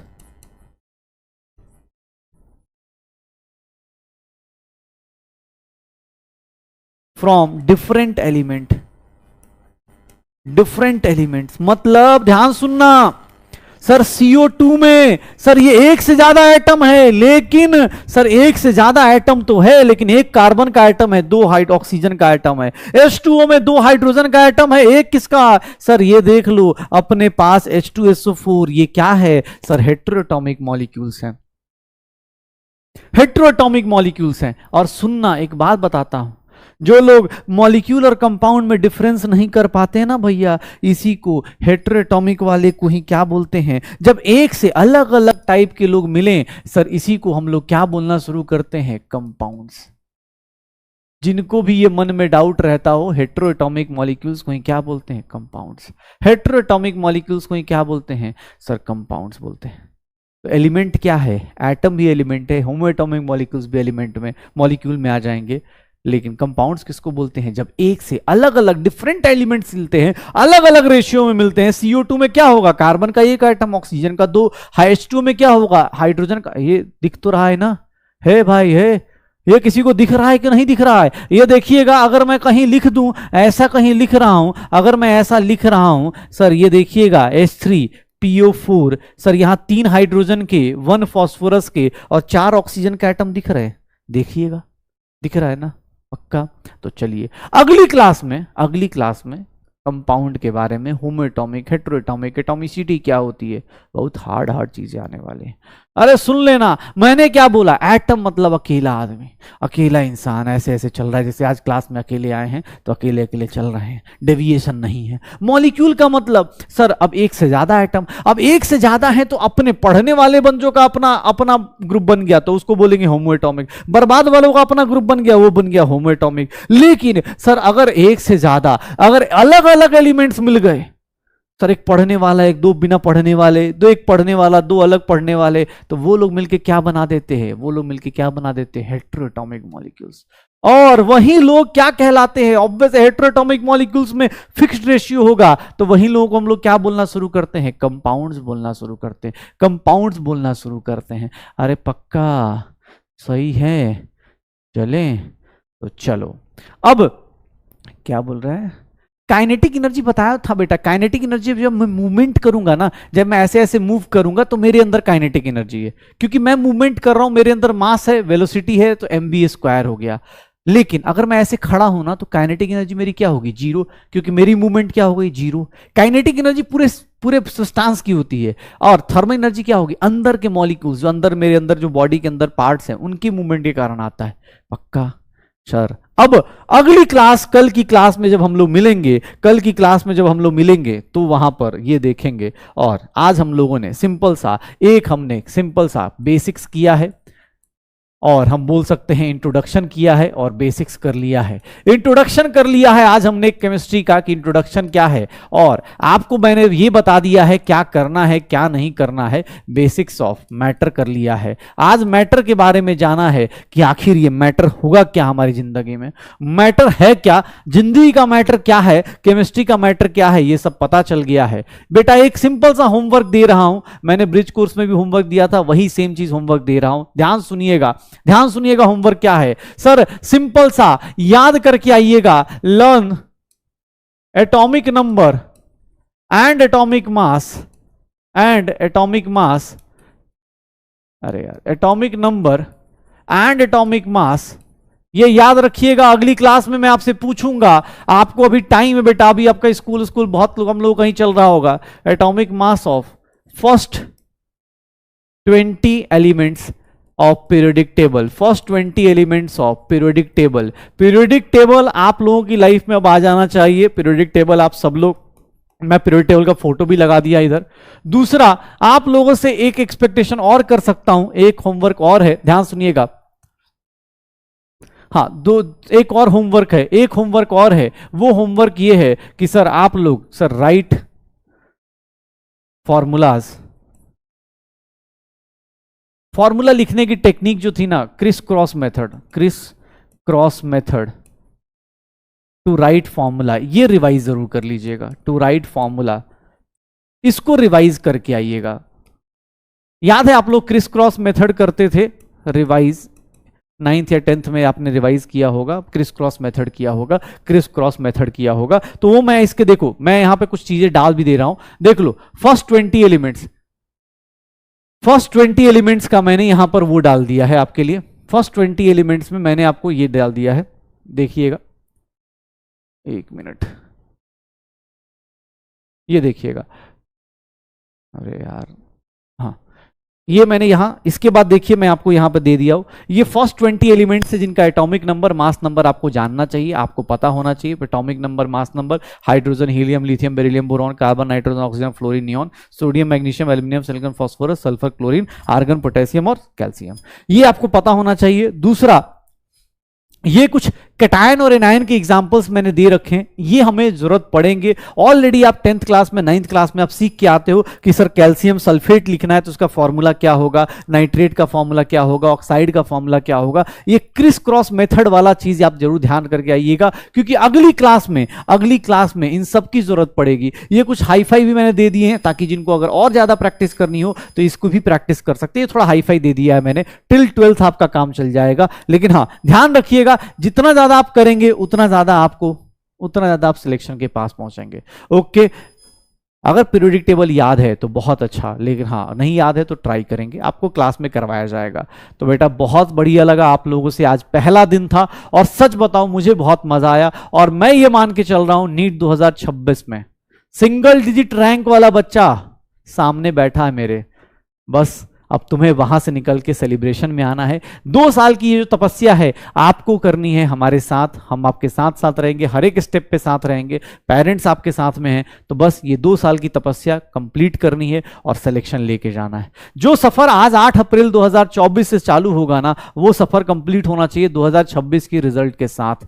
तब तक रुकना नहीं है, झुकना नहीं है, लड़ते रहना है, सीखते रहना है, चलते रहना है, बस रुकना नहीं है, झुकना नहीं है। एक सिंपल सी चीज याद रखिएगा, 2 साल अगले 8 अप्रैल 2024 से अपने आप से एक कसम खा लीजिए। एक लाइन है स्वामी विवेकानंद की कि चलते रहिए, लक्ष्य के जागते रहो, चलते रहो, करते रहो तब तक जब तक लक्ष्य की प्राप्ति ना हो। तो वैसे ही मैंने बोल रखा है कि भैया बस चलते रहना है, ठीक है, पढ़ते रहना है, लड़ते रहना है, सीखते रहना है, क्वेश्चंस करते रहना है, लेकिन बस 2 चीजें नहीं करना है। क्या क्या?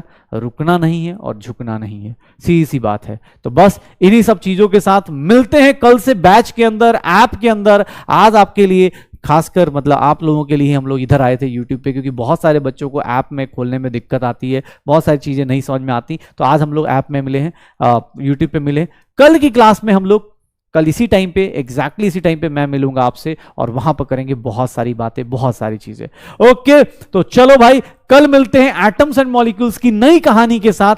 कल केमिस्ट्री का सही में आगाज करेंगे क्लास 11th का। ओके, चलो कैसा लगा ये सफर, कैसा स्टार्ट हुआ, कौन कौन किस तरह से सोच रहा है, क्या आपकी डेडिकेशन है, किस तरह का है, कमेंट सेक्शन आपका है। ये क्लास कैसी लगी आप बता सकते हो। तो मिलते हैं कल आप लोगों से, तब तक के लिए bye bye, tata, good night, good night, good night, bye bye. सब लोग पढ़ाई करो अच्छे से। पीडीएफ बेटा लेक्चर के एंड में मिल जाएगी आपको, ऐप में ही मिल जाएगा, पीडीएफ आपको एंड में मिल जाएगा। चलो ओके बाय।